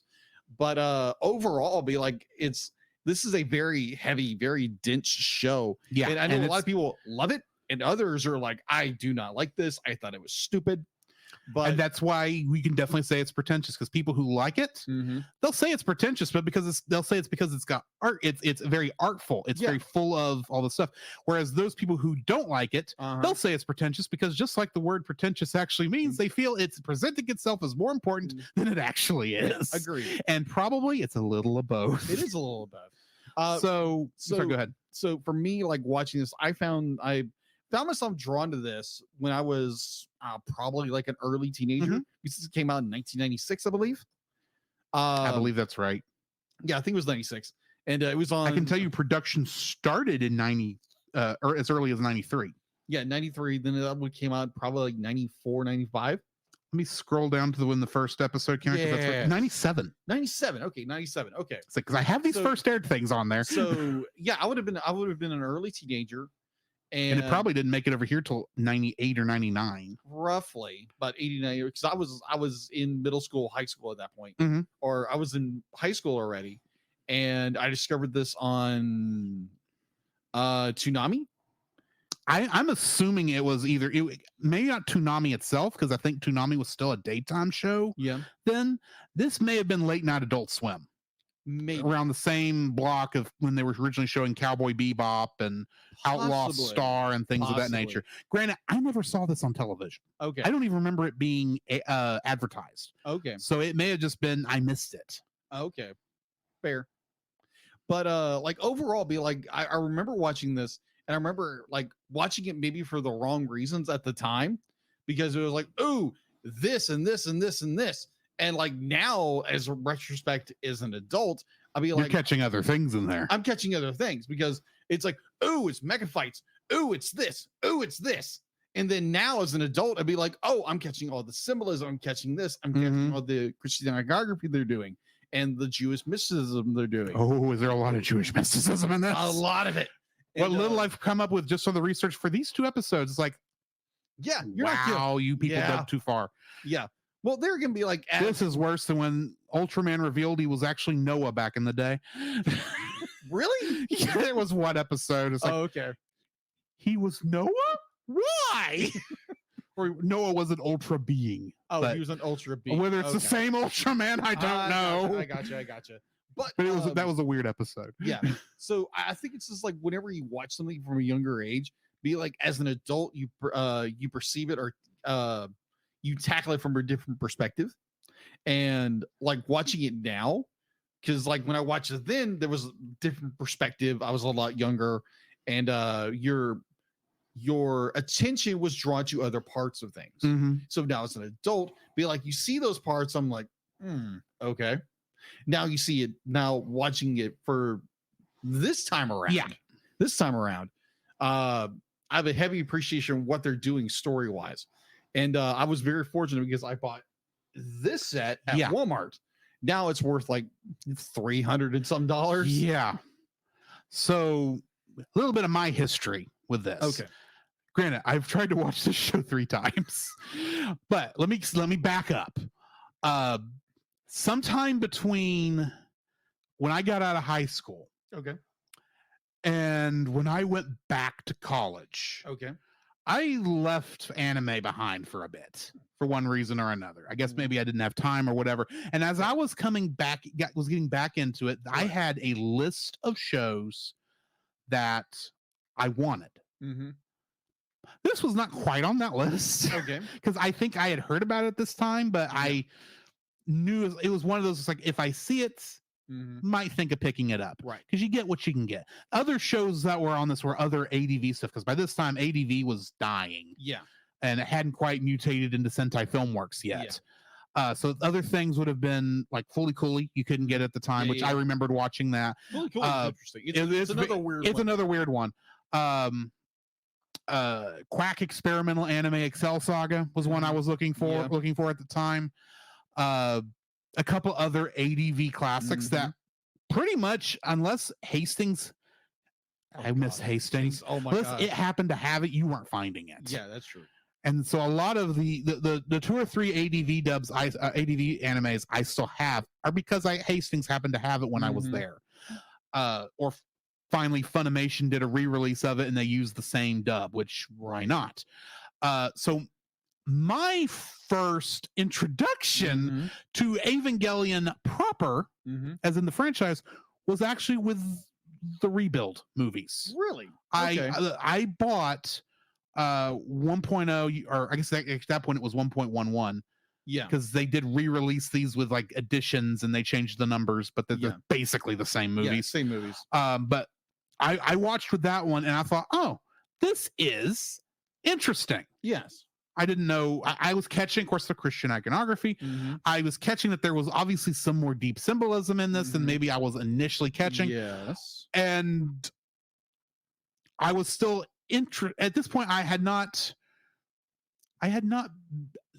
understand at this time how beloved this particular anime was by so much of the anime community. Yes. And so, but I enjoyed it. So when 2.0 came out, no, before 2.0 came out, I actually, and this is going to really age me, I attempted to rent the TV series anime off of Netflix DVD.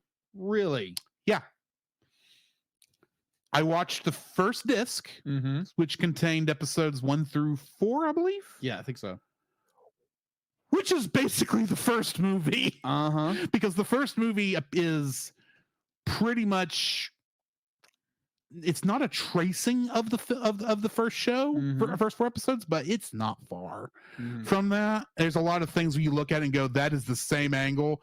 It's just maybe drawn slightly differently and done digitally instead of by hand. Yeah. But basically, it's like, it's the same story. Yeah, it is. And it's hitting a lot of the same elements. It could almost be an edit if it weren't in widescreen. Yeah.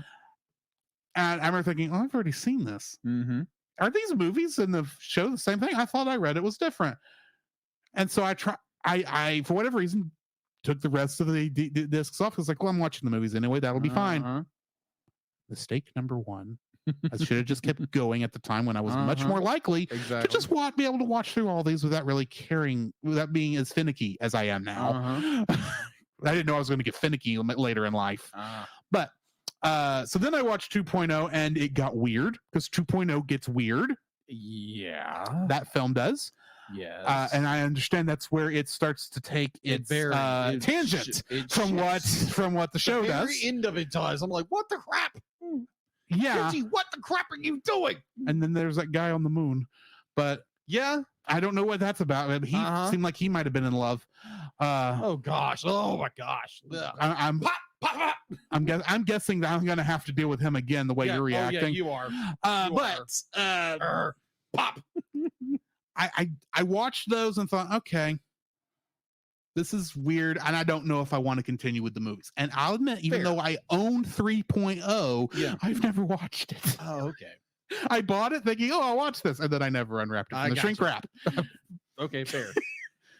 And so, and I definitely haven't even tried 3.0 plus 1.0. Oh, okay. That one is a long movie. And then at that point, you know, a lot of the stuff just seemed to disappear where you couldn't find it anymore legally if you wanted to. Yeah. Because ADV was gone. Yeah. Most of its stuff got sold into what became Sentai Filmworks, which is Yes. basically ADV's child company. Yeah. Except for whatever reason, Evangelion was never re-released through Sentai, so I guess they lost the license or something. Yeah. I know Funimation is the one who did the rebuild films. Yes. But that's because ADV couldn't, and there was Yeah. some weird deal that they had for Yeah. that's why the ADV those rebuild films are actually using the ADV cast. Yeah. And plus they're all in, fell apart. plus they're all in Texas. Yes. So and Gynax fell apart was part of that issue because after is it Gurren Lagann was their last show? I was actually looking at continue. I think it's Gurren Lagann or Gurren No, Lagann. it's- However you say the name of that show. Gurren Lagann. I've heard it both ways. That is a good one. So their last project was Wish Upon a Pleiades? I'm probably I don't know that one. The Yeah, it last came one out I know 2002. the last one I know people talked about was Gurren Lagann. I think the last one people talked about was actually painting stockings with garter. I don't count that. Yeah, so That's I forget that's technically Yeah. Gynax, oh, but you it's can definitely tell it's Gynax. but it's entirely different True. than anything else they do. True. But yeah, Gynax pretty much died around that time, and so pretty much it took a little bit for Studio Kara, who Yeah. now is Hideki Anno's current company. He's the Yes. main writer for this, Uh-huh. and it took them a bit before they got control of that back. Mhm. And then they sold the dub to Netflix. Yes, they did. And I'll get to some of the issues with that here in a second. But one of the big things is that's when I tried to watch it again when the Netflix dub came out. Yeah. And I can tell you, I got 10 episodes in. I didn't stop watching because I wasn't enjoying it or wasn't getting something out of it. I stopped watching because I needed to take a break and then I never came back. Okay, fair. I probably would have finished it then, but stuff got ahead. So yeah, quick history though, before we get too much farther into this. Because I have a feeling this is going to go a little long. A little. In July 1993, production ceased on a film that Gynax was working on at the time called Aoki Uru, which Hideki Anno was set to direct. Yeah. And it died simply because Gynax couldn't afford to make it at that time. Exactly. At that point, Hideki Anno agreed to a collaboration with King Records, which guaranteed them a time slot for something. Yeah. Anything. They said, just pick whatever you want. So it's like Hideki Anno was given a blank check. Yeah. Pretty much. And he was dealing with depression at the time. And that's what I'm getting to. Yeah. He was dealing with depression. So, and he is a big Ultraman fan. Yeah. And a fan of a lot of these older superhero tokusatsu stuff. And a fan of mecha. Okay. So he made a deconstruction of all these genres, plus shonen anime. Yeah. And made it was technically, and I'm saying this technically because I already know something because of the end of the first episode that may prove these aren't technically robots, but this is technically a super robot show. Yes. In terms of the tropes it uses. Yes. Which is different from Real Robot, which is what Gundam usually is. Yes. I say usually because G Gundam exists and it's not Real Robot. Anyway. Wait a minute. They're not real robots in G Gundam? They're super robots because they don't pilot them like they're tanks. Oh, okay. Like the other ones do. Okay, gotcha. That's basically the difference is Real Robot feels more like it would be something we could engineer, even if some of the stuff is so fantastical. You are not making I guess actually now at the time you weren't going to make something that was using pretty much what we would now call motion capture to control your giant robot, but now you could. Yeah, sure. So maybe G Gundam is now a real robot show. Right. Either way, the original early plotline for Evangelion remained stable throughout its development, although later episodes appear to have changed dramatically from the fluid and uncertain early conceptions.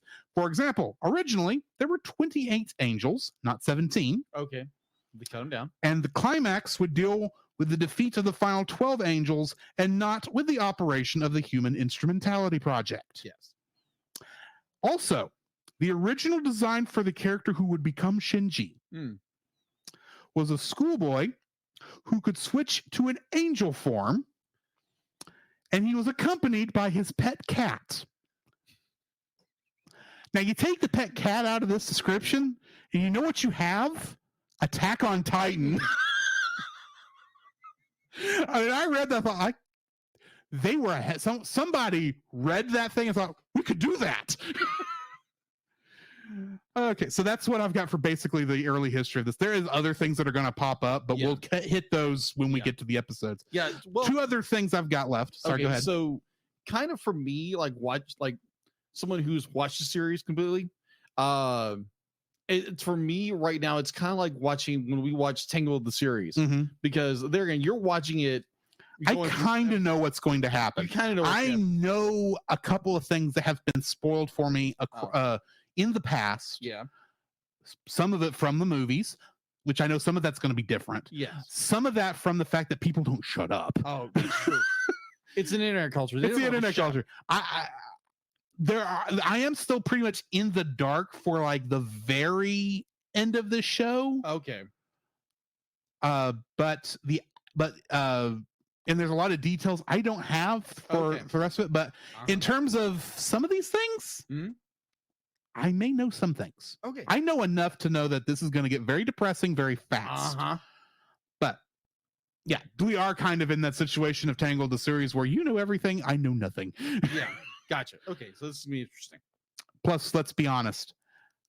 With all the research I do for this segment, I am going to run into stuff from time to time. Yeah, of course. I have already run into a couple of terms. Yeah. And looked up what those terms were. Because it's like, what on earth are they talking about with this sentence? And you go, oh, I'm not supposed to know that yet. I'm curious, what term did you run into? LCL.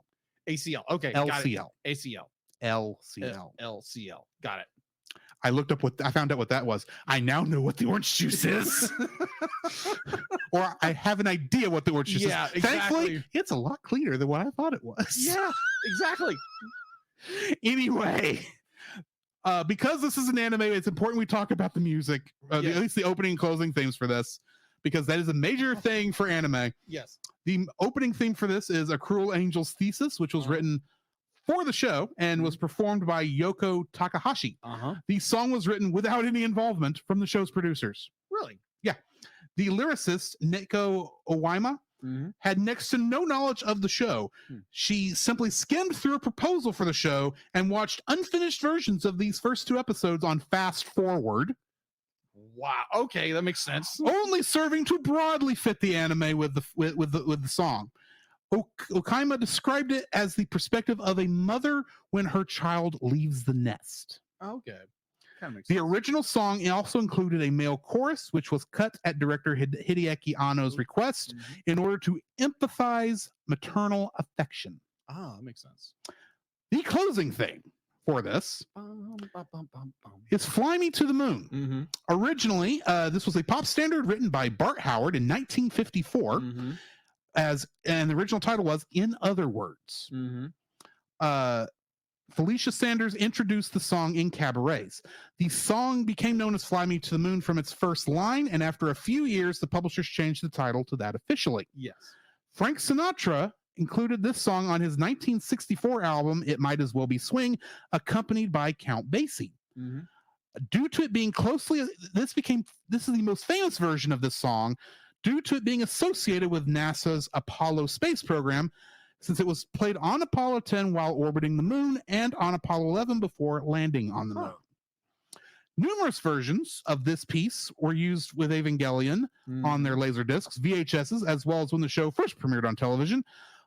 But for the renewal DVD release, further new versions were produced. Every episode has a different version of Fly Me to the Moon. When you count the differences in length and between the on-air version and the video version and the DVD renewal endings at the end of the disc, it makes a total of 31 different versions of the song Fly Me to the Moon. However, those of us who are watching on Netflix, because this is the easiest version to get a hold of at this point in time, will not get to experience this because due to licensing issues, the Netflix version does not contain any version of Fly Me to the Moon, whether it be in the end credits or when it was used as insert songs in parts of episodes. And in the end credits, it is replaced by a piece of background music from the show titled Ray 1.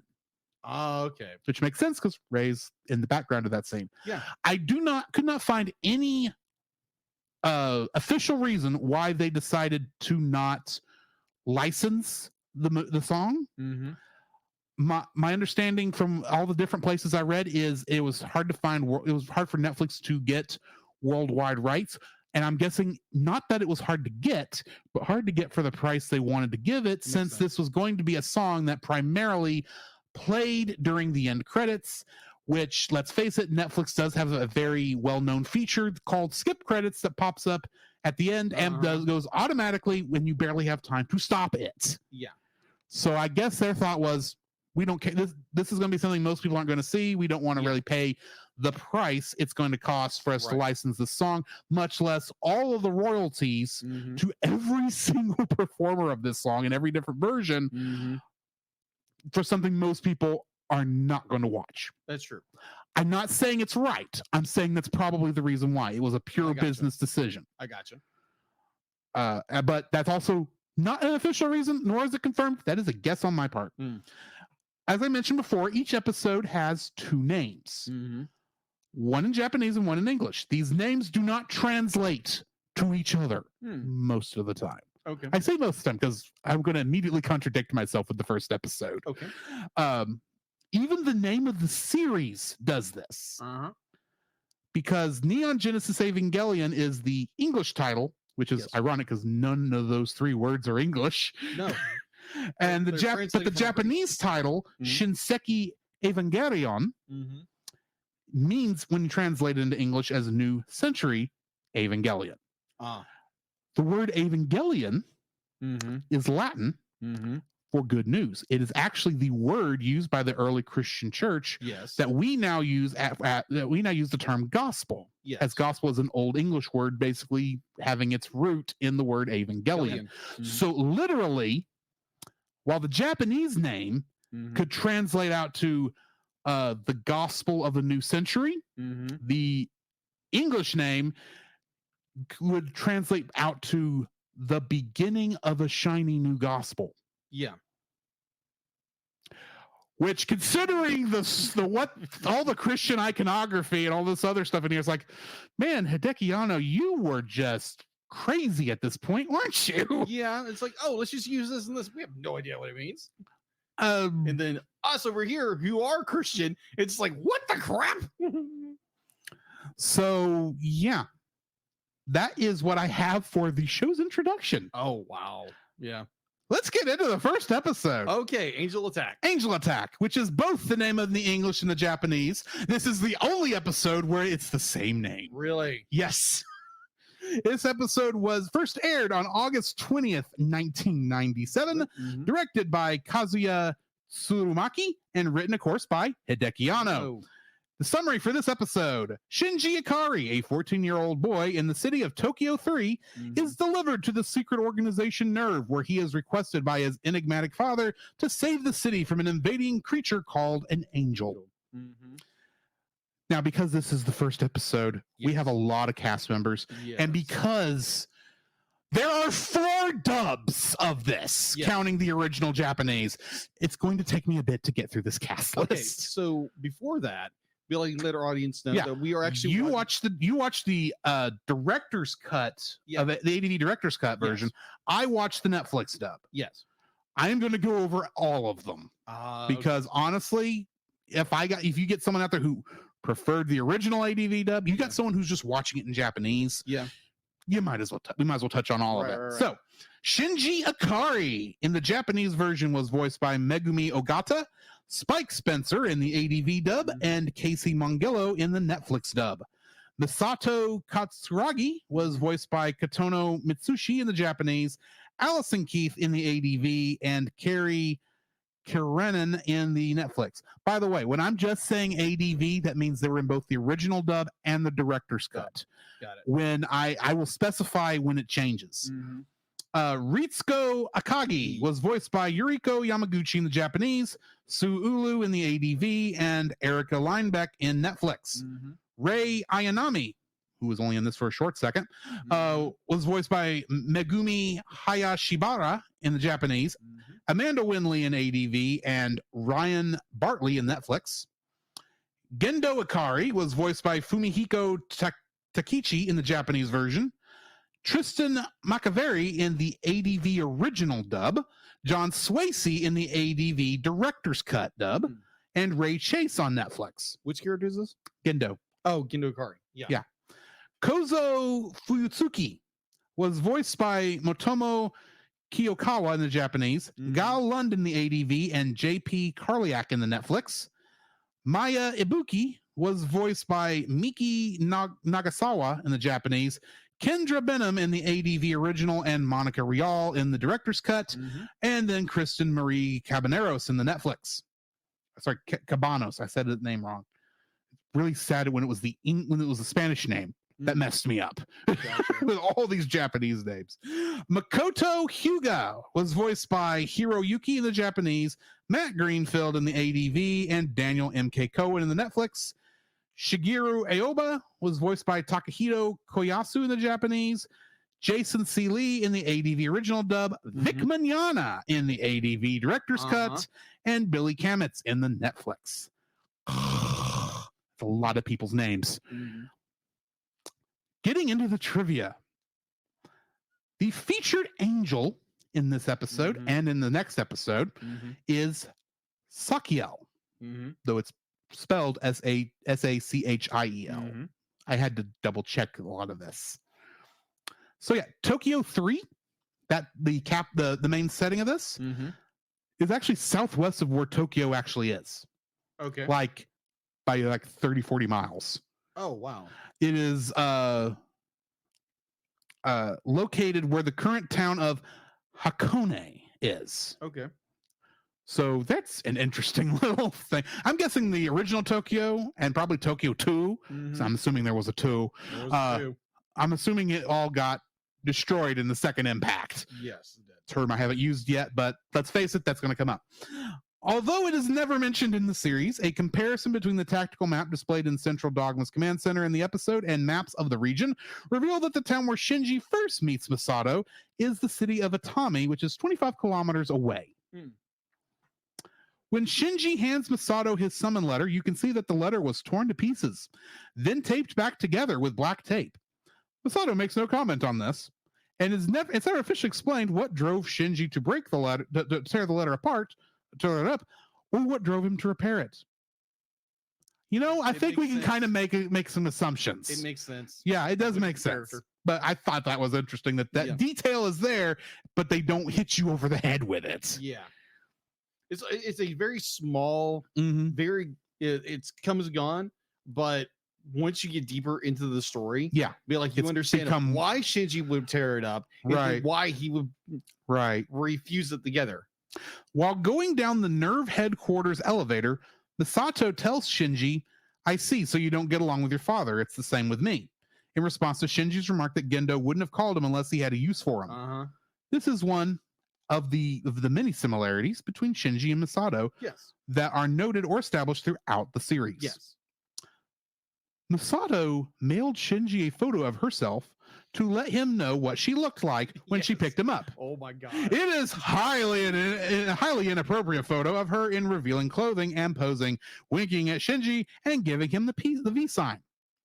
The Japanese writing on it translates to Shinji. It's the character.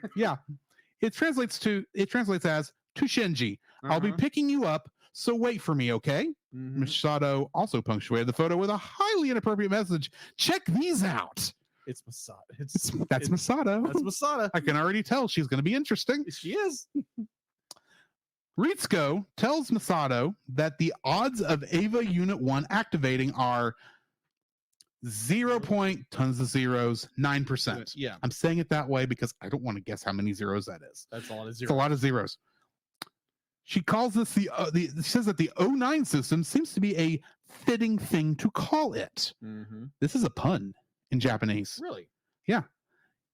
In fact, the English dub, I don't know which English dub, but inserted an extra line clarifying this, with Ritsuko explaining that 09 is a pun on Onai, or as we usually hear it over here, Oni. Oni. Okay, so what is the Oni? Japanese word for demon? Oh, okay. Yeah, that makes sense. Ava 01 is also designed with the traditional Oni as an inspiration. Oh, okay, that explains why she says later be like, oh yeah, like, or a demon. Yeah. Gendo never properly wears his uniform, even while in front of the Japanese Strategic Special Self-Defense Force Of course. generals, who at the time are technically his superiors. Fuyutsuki keeps his uniform properly zipped up the entire time, but Gendo just wears his uniform's jacket open. It's possible this is just an economy of animation, though it can hint that Gendo has actually no respect for the JSSDF at all. No, he doesn't, That's probably more what it is. because he has alternative means to everything. Yeah, I already know some of this stuff, Yes. unfortunately, though. Yeah. I'm intentionally staying away from the ending of it. Yeah.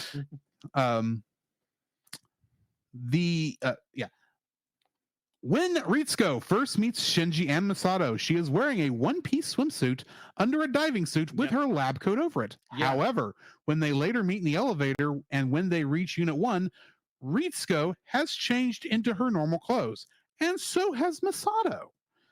They're supposed to be hurrying to Unit 1. Masato could conceivably just have thrown her jacket on, but Ritsuko apparently took the time to change her entire outfit. I never noticed that. It's like I keep You're not thinking- supposed to notice it. but for some reason now in my head I'm thinking like did they change the elevator with Shinji right there? Masato would. Masato with a second would. I don't know about Ritsuko yet. Let's go. Yeah, we'll discover more about her later. The writing process for this episode took a long time, as much as 6 months, according to Anno, and the opening sequence was not yet finished. This is probably why a Cruel Angel's thesis songwriter said she only watched 2 unfinished episodes, as she was probably called in during the production before Gainax would make the opening sequence based on the then unwritten song. Yes. On the version of Fly Me to the Moon in this one is the normal version, sung by Claire Litley. Okay. Claire Litley, known under the pseudonym Claire, is an English singer born on November 26, 1968.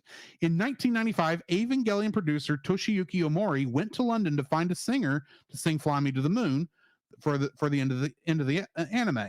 Claire Litley was interested in the project even though she had no idea what the project was. According to her MySpace page, the vocal arrangement for the song was her own, while the orchestral arrangement was by Toshi Omori.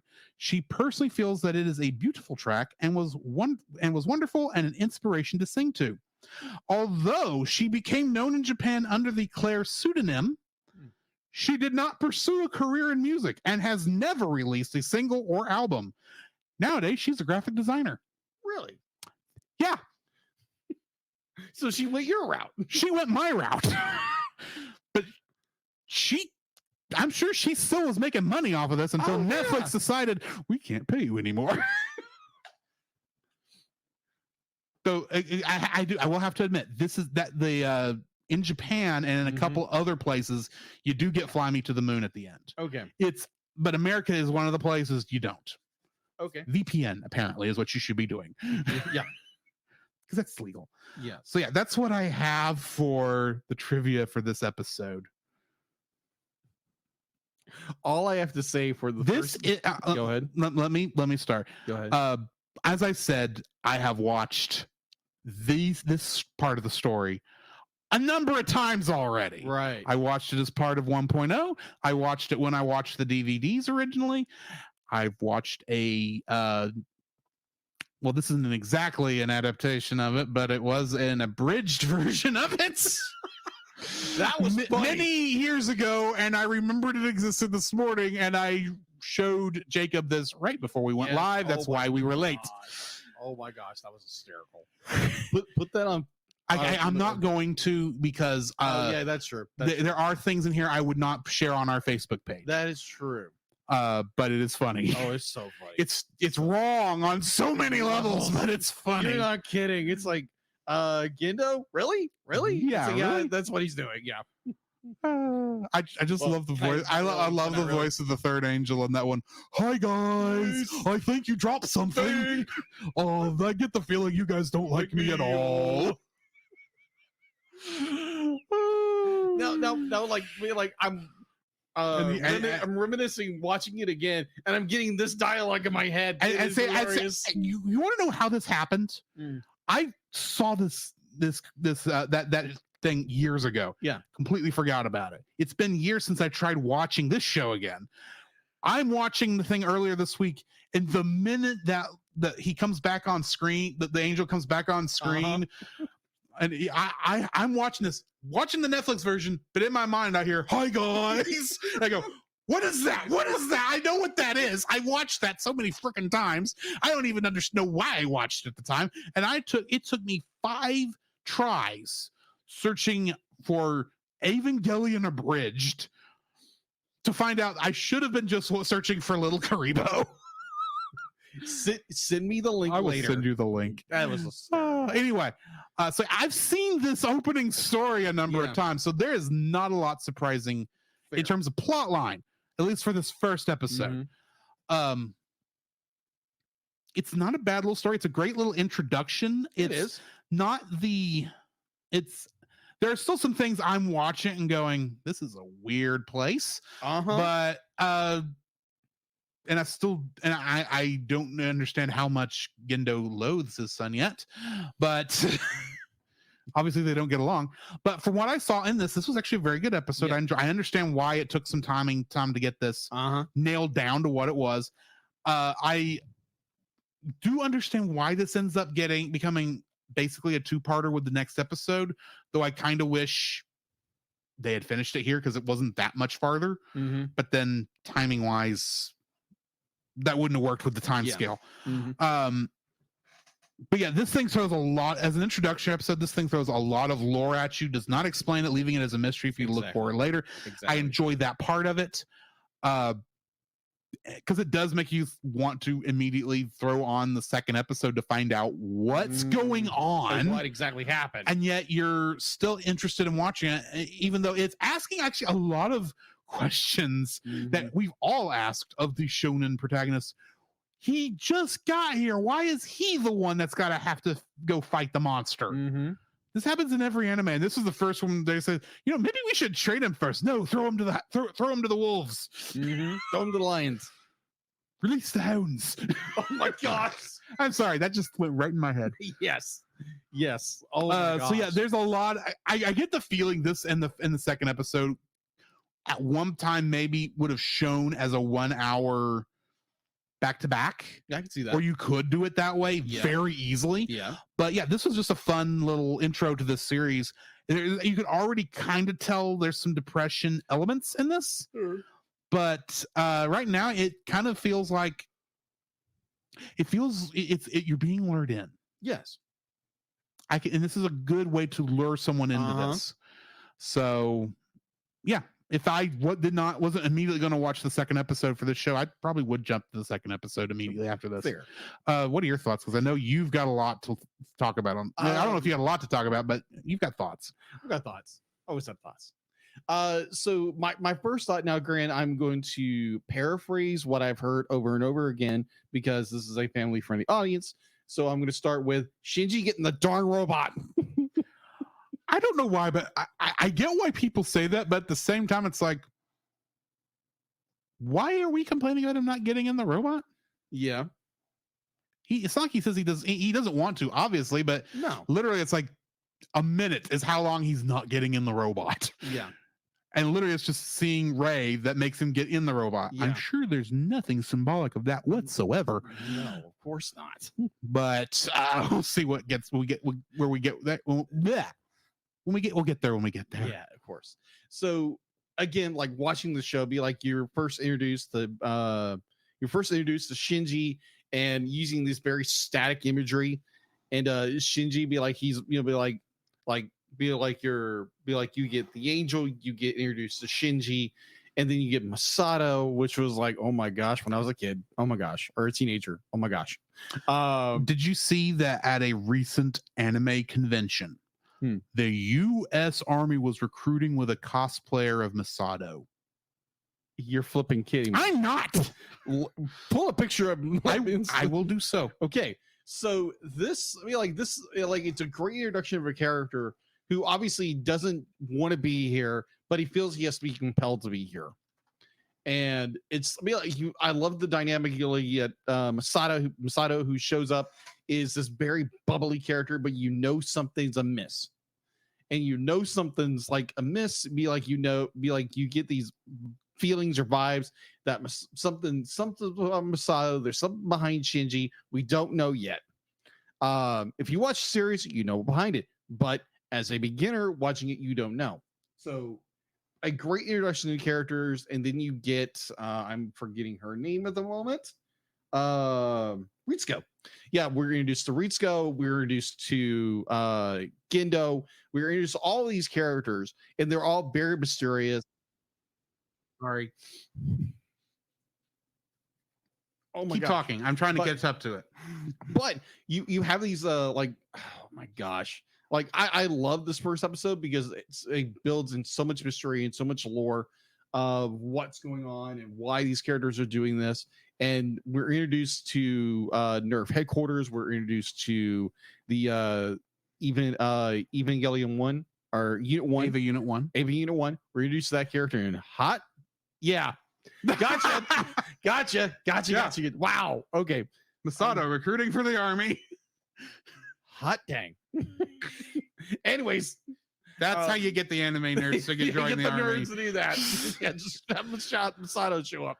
Oh, wow. Let me get my track of thought. It's like, Sorry. oh my gosh. Okay.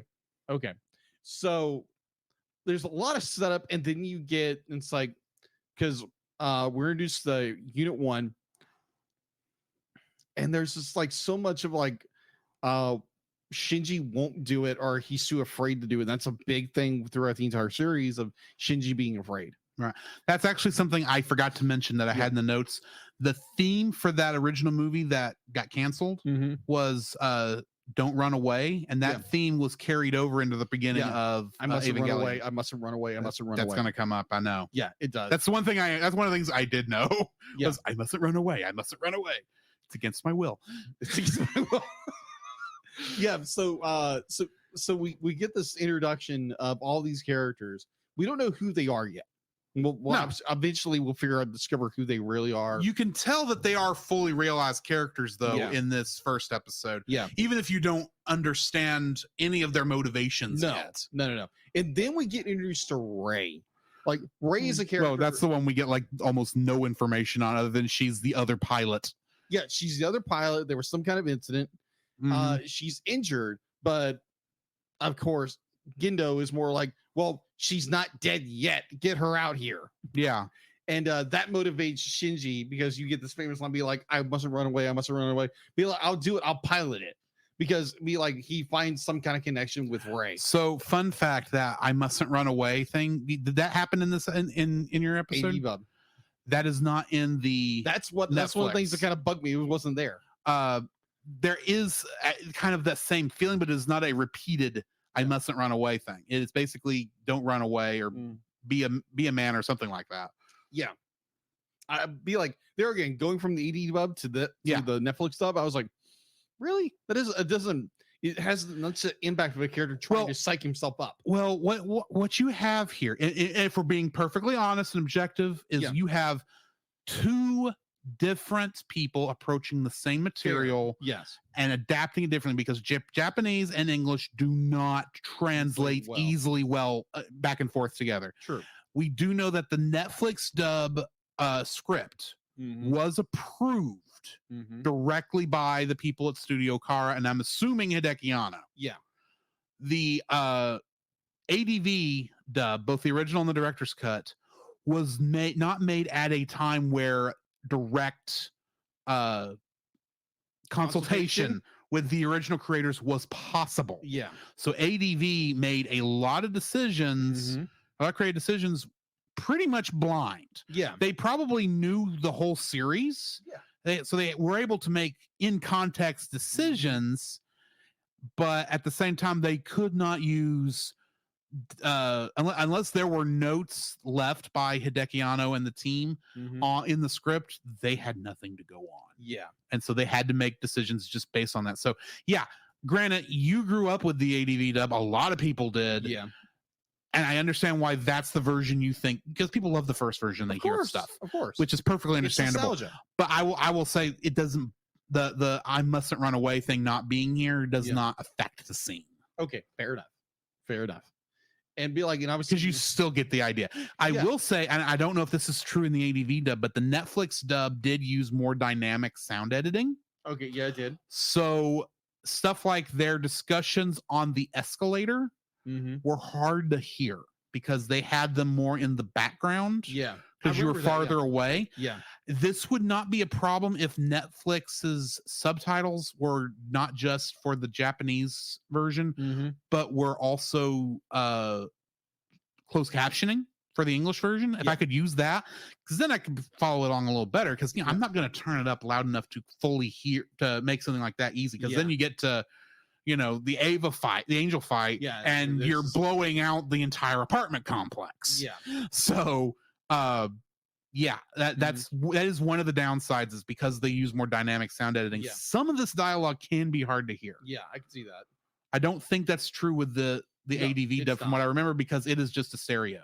Yeah, it's a, audio. it's a stereo mix. Yeah. Be like, you can still hear the escalator. You can hear all the sounds and the movements, but Right, it's not overpowering the audio right. or the dialogue. The dialogue, for whatever reason, is not on the main stereo up front. Yeah. I don't know if there's a way you can change Netflix to put out only stereo and not put out surround, because I think that's probably my issue. But it could also just be they didn't mix it for stereo, they only mixed it for surround. So I don't know. That's a possibility. So yeah, be like, you get this incredible fight. You get this. Well, it's a very one-sided fight, and by the end of the episode, we don't know what happens. Yeah. And then we're led directly into episode 2. Well, granted, Shinji does not know how to use this No, thing. he's not. He He's- was barely able to make a single step forward before he fell flat on his face. Yes, And in Shinji's defense, I'd have done the same thing. exactly. Because They're he getting- doesn't know what's going on. Yeah, to be in Shinji's boots or his shoes in that instance, be like, you show up, you're confronted by a man you barely know, a man Yeah. you don't have a great relationship with, and you're literally thrust into a situation you have no idea how to do, no control, Mhm. and it's just like you're doing your best to take a step, and then the crap hits the fan. Because you now have to fight this giant monster in a machine you don't know how to operate. Thankfully, he learns more how to work it later, but in this not, first not in the next episode. no, He he doesn't doesn't. either. We'll get to that. Yeah. Well, I think in the next episode he gets a little freaked out. We'll get to that. in a minute.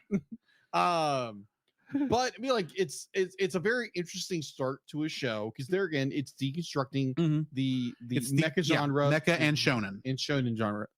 But it's I've always enjoyed this first episode because you get this very interesting dynamic of characters. Mhm. You're introduced to characters. You're not like immediately be like, oh, here's their backstory immediately. You're given like just enough information to hook you with what they're trying to tell you, lead you into the next episode, lead you to the next episode. One thing I think is interesting about this is I know this is going to get more symbolic as it goes on. This Yeah. is probably the most straightforward episode. It is.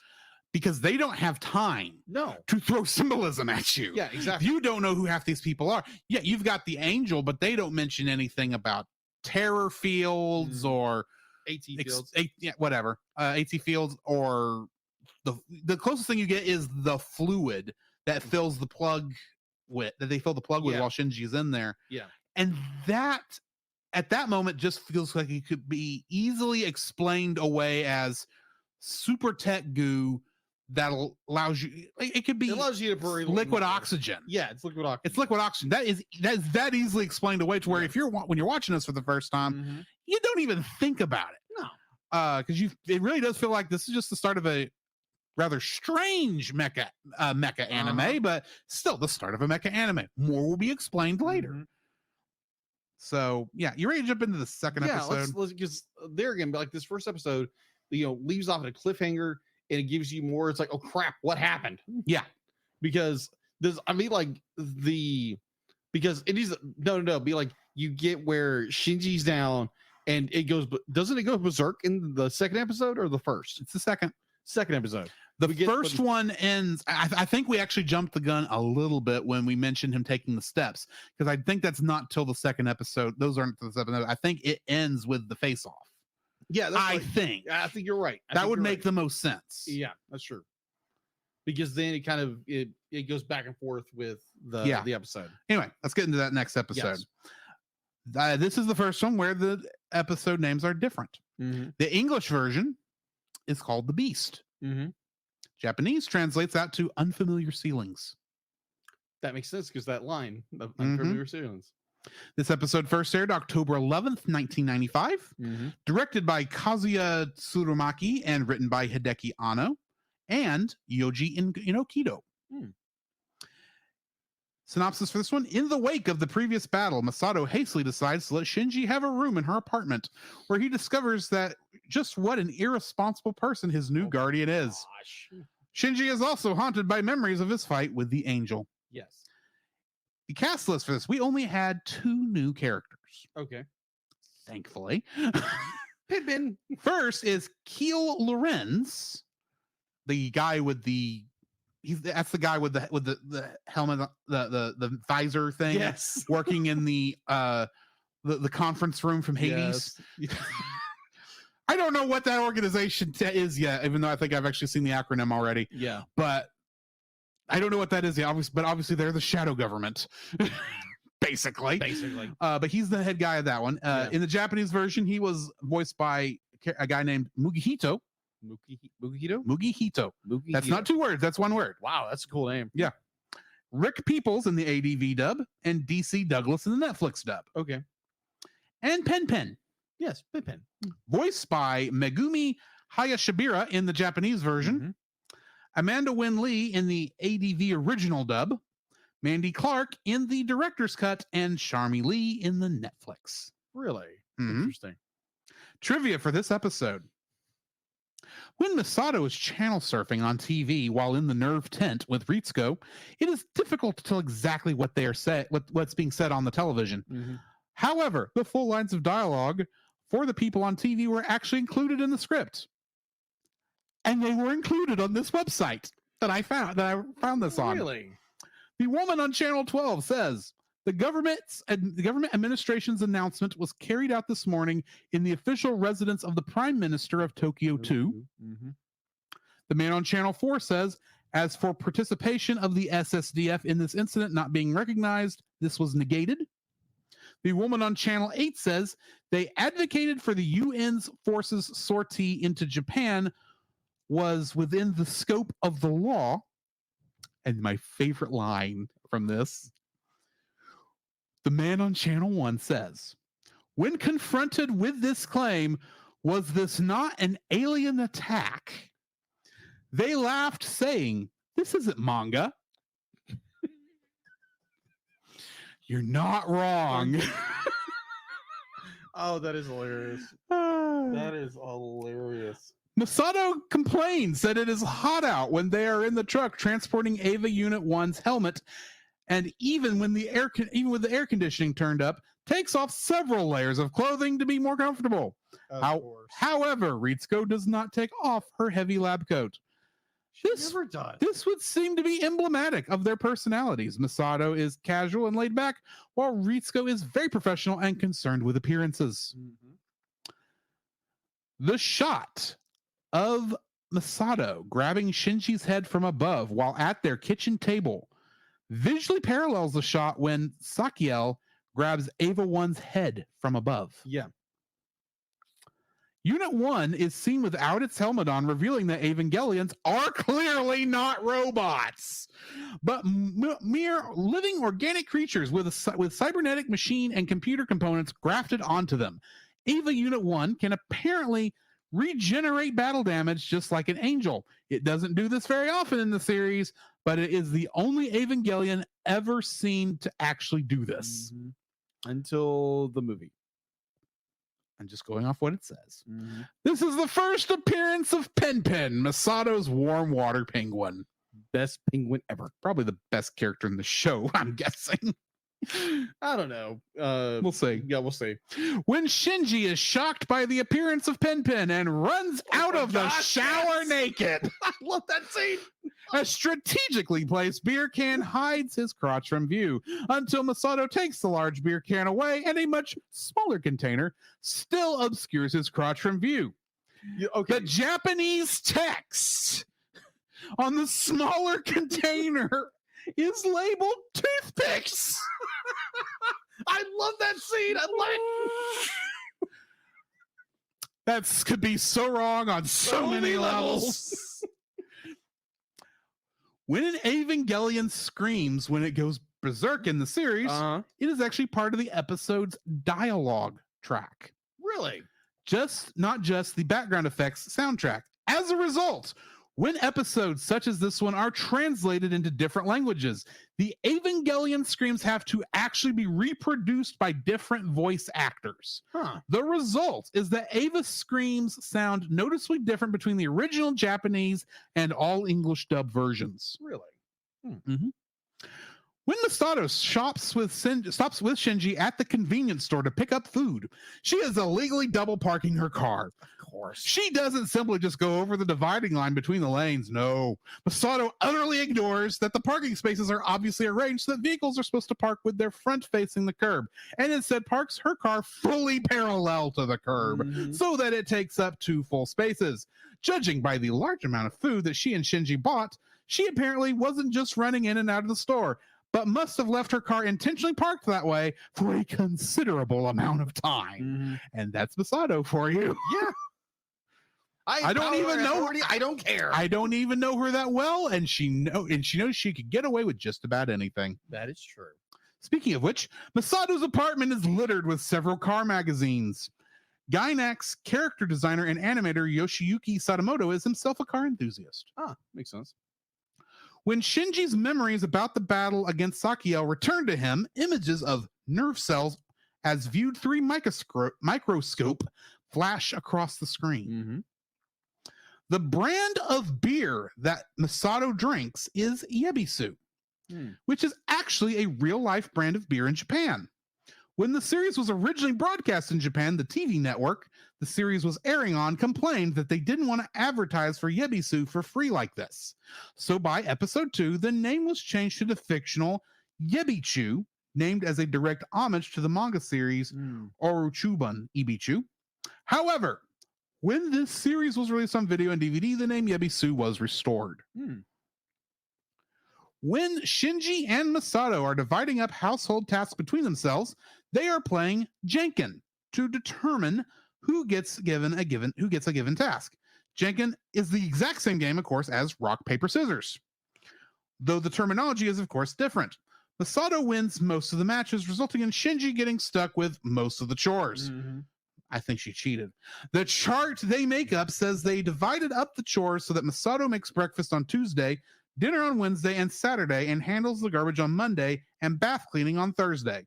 Shinji handles all these chores on all other days of the week. It's Messiah. What do you expect? Poor Shinji. There is a brief shot of a construction schedule for some of Tokyo 3's defensive emplacements. Soon before Masato picks up Shinji at the hospital, which reads that this particular construction began in November of 2014 and was scheduled to end in August 2015. As the construction is still ongoing, this places the latest possible date for the start of the series in August 2015. Lastly, the version of Fly Me to the Moon at the end of episode 2 in the ADV and Japanese versions is still the normal one sung by Claire, but is missing the strings. Interesting. That is interesting. So, this episode, Yes. probably the one that makes you go, oh my goodness. Exactly. And it makes you wait to find out what happened, because it starts off and you get like a couple of images right before. I think of this as the cold open, even though it it's took very place cold open. after the opening sequence. Exactly. Because all this is going, they're fighting, he's fighting the angel, all this is going, and it gets to where he's raged. Yeah. And actually, we don't see the rage yet. I'm sorry. No. he gets injured. I think this is where the arm gets injured. Yeah, I think is what we get to see. The arm is snapped and the arm is snapped the and, eye is pierced. and the eye is pierced multiple times. Mhm. And while they're screaming, and he's starting to disconnect Yeah. from the angel, or not the angel, the Ava. Yeah, the Ava. And then he wakes up in a hospital. Yeah. And literally, when this happened, I thought, I did not realize time had passed at first. I thought maybe we were in his mind. Yeah. Because I know something about, seeing people inside people's minds does happen at some point in this. It does. I didn't know if we were at the first time of that. And and then most of this is like strangely a quiet episode. It is. Or you're just finally getting to know at least our two major characters. Yeah. Until he's back there listening to his super digital AT tape. Yeah. Boy, that takes me back to the 90s. And he gets flashbacks to the fight, and we see crap happened. Yeah. And you get the berserk mode. You get berserk mode, and it's like, oh wow. And at first, when I was watching this, I was thinking, something has happened. Shinji. Well, I was thinking back to that bridge thing. And thinking, oh, he's viewing the angel as his father. That's why he's going berserk. Yeah, that's hilarious. But and we did at least get hints in the first episode that the Ava unit might actually be alive, because it does move at one point without a pilot, which should be impossible. Yeah, it would be impossible if it was a real actual robot. Yeah, but we get a lot more than this, because I said I'm aware of some things. Yeah. That's all I'm saying. Gotcha. But we do get him. The angel gets. I keep saying that. Yeah. The Ava gets free. Yeah. Basically, and kills this thing. Yeah. Like obliterates this thing. Yeah. The head the helmet gets knocked off. I'm still not entirely sure how Shinji is able to see this through his screen. Yeah, you see, but he finally wakes up. Yeah, but he sees the eye. Yeah. Of the monster beneath the Ava. Yeah. And I'm thinking he's in that plug is in the neck, the back of the neck, in the spinal column. Yeah, but it's got a connection to the. But it's got connections, but the helm. But that means the head. He's not looking through the eyes then. Yeah. Of the Ava, because that's otherwise he wouldn't be able to see the real thing's eyes. Yeah. So I'm still not entirely sure how I guess there must be other cameras out there that happen to be centered on that giant eyeball when it reforms, and will give you nightmares by watching it. Yeah. But proof that, oh, by the way, this isn't a robot. No, it's not. We're gonna treat it like a robot probably for a couple episodes. Yeah. But it's not a robot. No, it's not. And none of these things are robots, which I'd explain why Ava Unit 0 is going to take as long as Ray to heal. Yeah. Because it's actually physically got to heal. Yeah. While it's not going to regenerate like this one does. Yeah. But yeah, this is a lot of revelations, and yet it's also a nice, calm episode. Yeah. Despite the fact you get a lot of blood at one point from Ava Unit 1. Yeah, what I love about this episode is you get this contrast of where it's like Shinji wakes up in a hospital, everybody's talking about the fight and everything like that, and then you get the revelation of what actually happened, and you get everyone's to be like, this is impossible, it can't do that. And when the Ava unit, or the berserk mode of the Ava goes in and just tears the AT field of this angel. Yeah, that's the thing we did miss. Yeah, we didn't mention was he tears the AT field in half, which we still don't know what that is in context. No, you know exactly what it is. I grasp what AT field is. I have a suspicion based on some things I ran across, but we'll talk about that after the show. Yes. But overall, it's a great episode. You get this huge revelation again, where Shinji we finally get to where Shinji is starting to understand what's happened. He gets a flashback and he loses his massive eye, and it's just like, okay, this is something we weren't. I mean, like I personally wasn't thinking when I first watched it, and watching it again, it's just like, okay, Well, this is more than meets the eye. haha. Yes.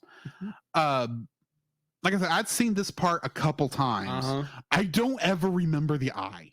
Okay. I could not have missed it. And I don't think I could be wrong, but I don't think that's in the rebuild. But it has been a long time since I saw the rebuild. It is. Okay, so I just forgot about it. Yeah. But I don't remember the eye or the revelation that this thing was a living being. Yeah. I remember, based on I know some things we're going to see later, that I may have made that connection anyway. Yeah. But I didn't make the connection when I watched this episode, when I watched these stories originally. Yeah. Because I don't, like I said, I don't remember seeing Ava Unit 1 without the helmet. Yeah. Yeah, because I don't think that ever happens again, but we do get another or two or three other points of beast mode. Right. You have anything else before we finish this episode out? Gosh, like this has been a like ever since we did the poll, be like, hey guys, what do you This is one I know you were hoping was going to win early on. Yeah, that's what I was hoping, but obviously didn't. And we went through X-Men, and we started with Lower Deck seasons 2 and 3. 2 and 3, because we did that one. That actually won the poll by mere minutes. That is true. And then because X-Men won by the time most people saw it, because Facebook doesn't have a way to physically close a poll. Yeah, true. Which would have been nice. Yeah. And because there was an overwhelming call for X-Men, we immediately decided to go ahead and do that one next. True. And about halfway through X-Men, I just said, hey, do you want to just do Evangelion next? Yeah. It was the next thing on the list. I don't mind going ahead and watching it. I'll admit part of this was, let's get it out of the way. Because at some point, I know we need to watch End of Evangelion. It's been coming. Yes. Got to name that episode the way I want to name it, even though I know that doesn't mean what I think. I know that's not what it was. That's a lot of orange. That's a lot of orange juice. But yeah, I personally, I'm looking forward to diving into this, because apparently we're deep diving into everything, which is great. I feel like this is something you have to deep dive into. Yes. Granted, with Tangled, I tried to deep dive as much as I could. Yeah. There wasn't a lot I could deep dive because it's not a deep show. Yeah. Lower Decks, obviously, I deep dived as much as I could. X-Men was hard to dive into at all because there just wasn't much I could take from it, that outside of just saying this is from this show or this is from this era. Yes. And Thundercats was so straightforward, it's not even funny. True. Great show, don't get me wrong, but it was a very straightforward adventure show. Yes. This is deeper. This is obviously deeper. And granted, I am somewhat limited by where I can find trivia because half the stuff I don't know. Half what I read there, I'm assuming they're correct. Now, I am also editing what they're putting there because I already know a few things from things that this wiki site that I'm getting this from, Ava Geeks, just goes ahead and says about different things. It's like, I don't need to know about that yet. But I still feel like I'm not going to miss out on anything by knowing this ahead of time. So anyway, because I'm trying to remember if this you're looking at Evangelion wiki. Yeah, I used that, and I used the Ava Geeks wiki. Oh, okay. The Ava Geeks wiki. I went to Ava Geeks because like the first episode I looked at on the Evangelion wiki. Top of this is some of this information was sourced from Ava Geeks. Well, I'll go to Ava Geeks and see what they say. Yeah, they may have more complete information, and of course. Otaku being otaku, it's very dense. Yeah, exactly. So I can't remember if this is the episode where Shinji like officially meets Rei. I think no.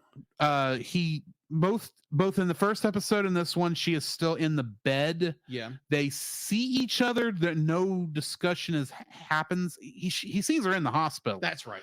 But she's being pushed down the hallway in her bed. So that's right.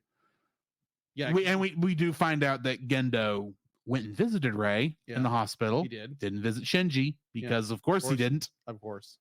Oh, that's right. Because you haven't met Asuka Lane Soyuz yet. No, I've not met Asuka.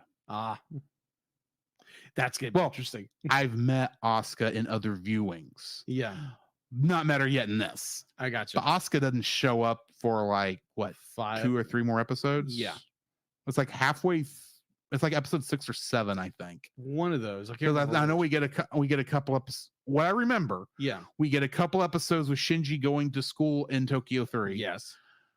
We get a couple episodes with Ray, Mm-hmm. with him fighting with Ray. I Uh-huh. think I know in the movie this is where you get the sharpshooter thing. I don't know if the sharpshooter thing is in this. The sharpshooter is Where he has to shoot the yes. all the entire Japanese power grid at this one Yes, angel. That's a good episode. I know that's coming. Yeah. And then I think it's Asuka. And then it's Asuka. Be like this is a good season. This is a good season. It's a good show. It's very dense. It's very dark in a lot. Well, except the- we're not to the dark parts yet. No, We're still in this is a fun mecha anime that we're going to have Exactly. fun with. that has layers already on it. We are not to the part where in other shows where crap happens. Yeah. I'm thinking of Madoka Magica when Yep. yeah, that one girl gets her head bent off. Right. That you don't see coming. Yeah. And it's a perfectly it's not cheery, but it's like, oh yeah, this is just a normal magical girl anime. Wow. That's bloody. Okay. Yeah. Technically, I think we technically had that moment already with Yeah. the look at the Ava unit, Uh-huh. the Ava unit's actual face, Uh-huh. but it's not quite fully developed Uh-huh. yet. We're still going to have a couple more fun episodes. Yeah. Well, there's one episode. Apparently, there's one where I know Shinji and Asuka look like they're playing Twister. Oh, that is such a good episode. I'm looking forward to finding out what that's about. Oh, it's good. It's good. Because they have to be in sync for something. The episode I'm looking forward to because it kind of makes that turn in where it's more something goes awry and Shinji has to confront something. He has this revelation. It's like, oh, I can't do this. And then someone turns a switch off. We'll get Turns there. the switch. We will get there when we get there. Yeah. In the meantime, you got anything before we jump out? No. All right. In the meantime, this has been Drew. Oh, yeah, This- sorry. Next week, Yes. I should say what we're reviewing Yeah, next what week. we're And reviewing next this, I'm sorry. We've had so much time, so much fun doing this already. Mhm. And I'm thinking we need to finish the show. Yes. Next week, I'll admit, I'm not sure which is mentioned. This is the English. I think the ones I have in parentheses are the English, and the ones I have They're English. outside is the Japanese. Yes. But episode 3, A Transfer, The Silent Phone, and episode 4, Hedgehog's Dilemma, Rain After Running Away. Yes. So join us next week for those, along with The Star. Uh-huh. A lot of Christian imagery next week. Yes. So join us next week for that. In the meantime, this has been Drew, This is Jacob. and we'll catch you in the next frame. You can follow Jacob on his Facebook at Jacob B. Heron. His Facebook page, Jacob's Daily Art Corner, where he tries to draw each and every day. I try. His Instagram at Jacob B. Heron. His Twitter at Jacob Heron. And his letterboxd at Jacob Heron. You can find Drew on Facebook at Drew Dodgen. His Facebook page, Drew's Photobin, to see his photography. We'll update it one day. His letterboxd page at GGeorge759. His Twitter at GGeorge759. And Instagram at Drew Dodgen. You can like us on Facebook at the Cellcast Podcast. On Twitch at the Cellcast Gaming. On YouTube at Cellcast. On Twitter at cast_cell. The Cellcast can be found at Apple Podcasts, Google Play Podcasts, Stitcher, Spotify, or anywhere else fine podcasts are downloaded from. Please rate and review us where you found us, and also on Podchaser. Email us at thecellcastpodcast@gmail.com. The Cellcast is a proud member of both the Pop Americana and Culture Box media networks. For more information, please see the link in the description. Our theme song is Drop and Roll by Silent Partner. And remember, that's Cell with a single L.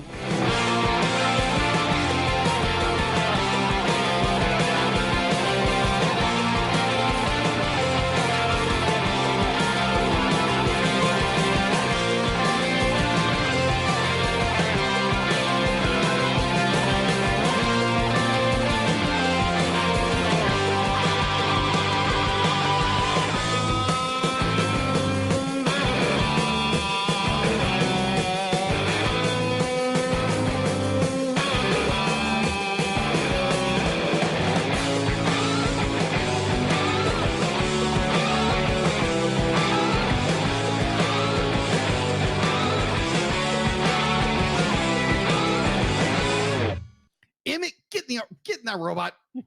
Yo, Shinji, get in the robot. Your dad loves you. Get in the robot. Don't eat a rice ball, eat a donut. Get inside that robot.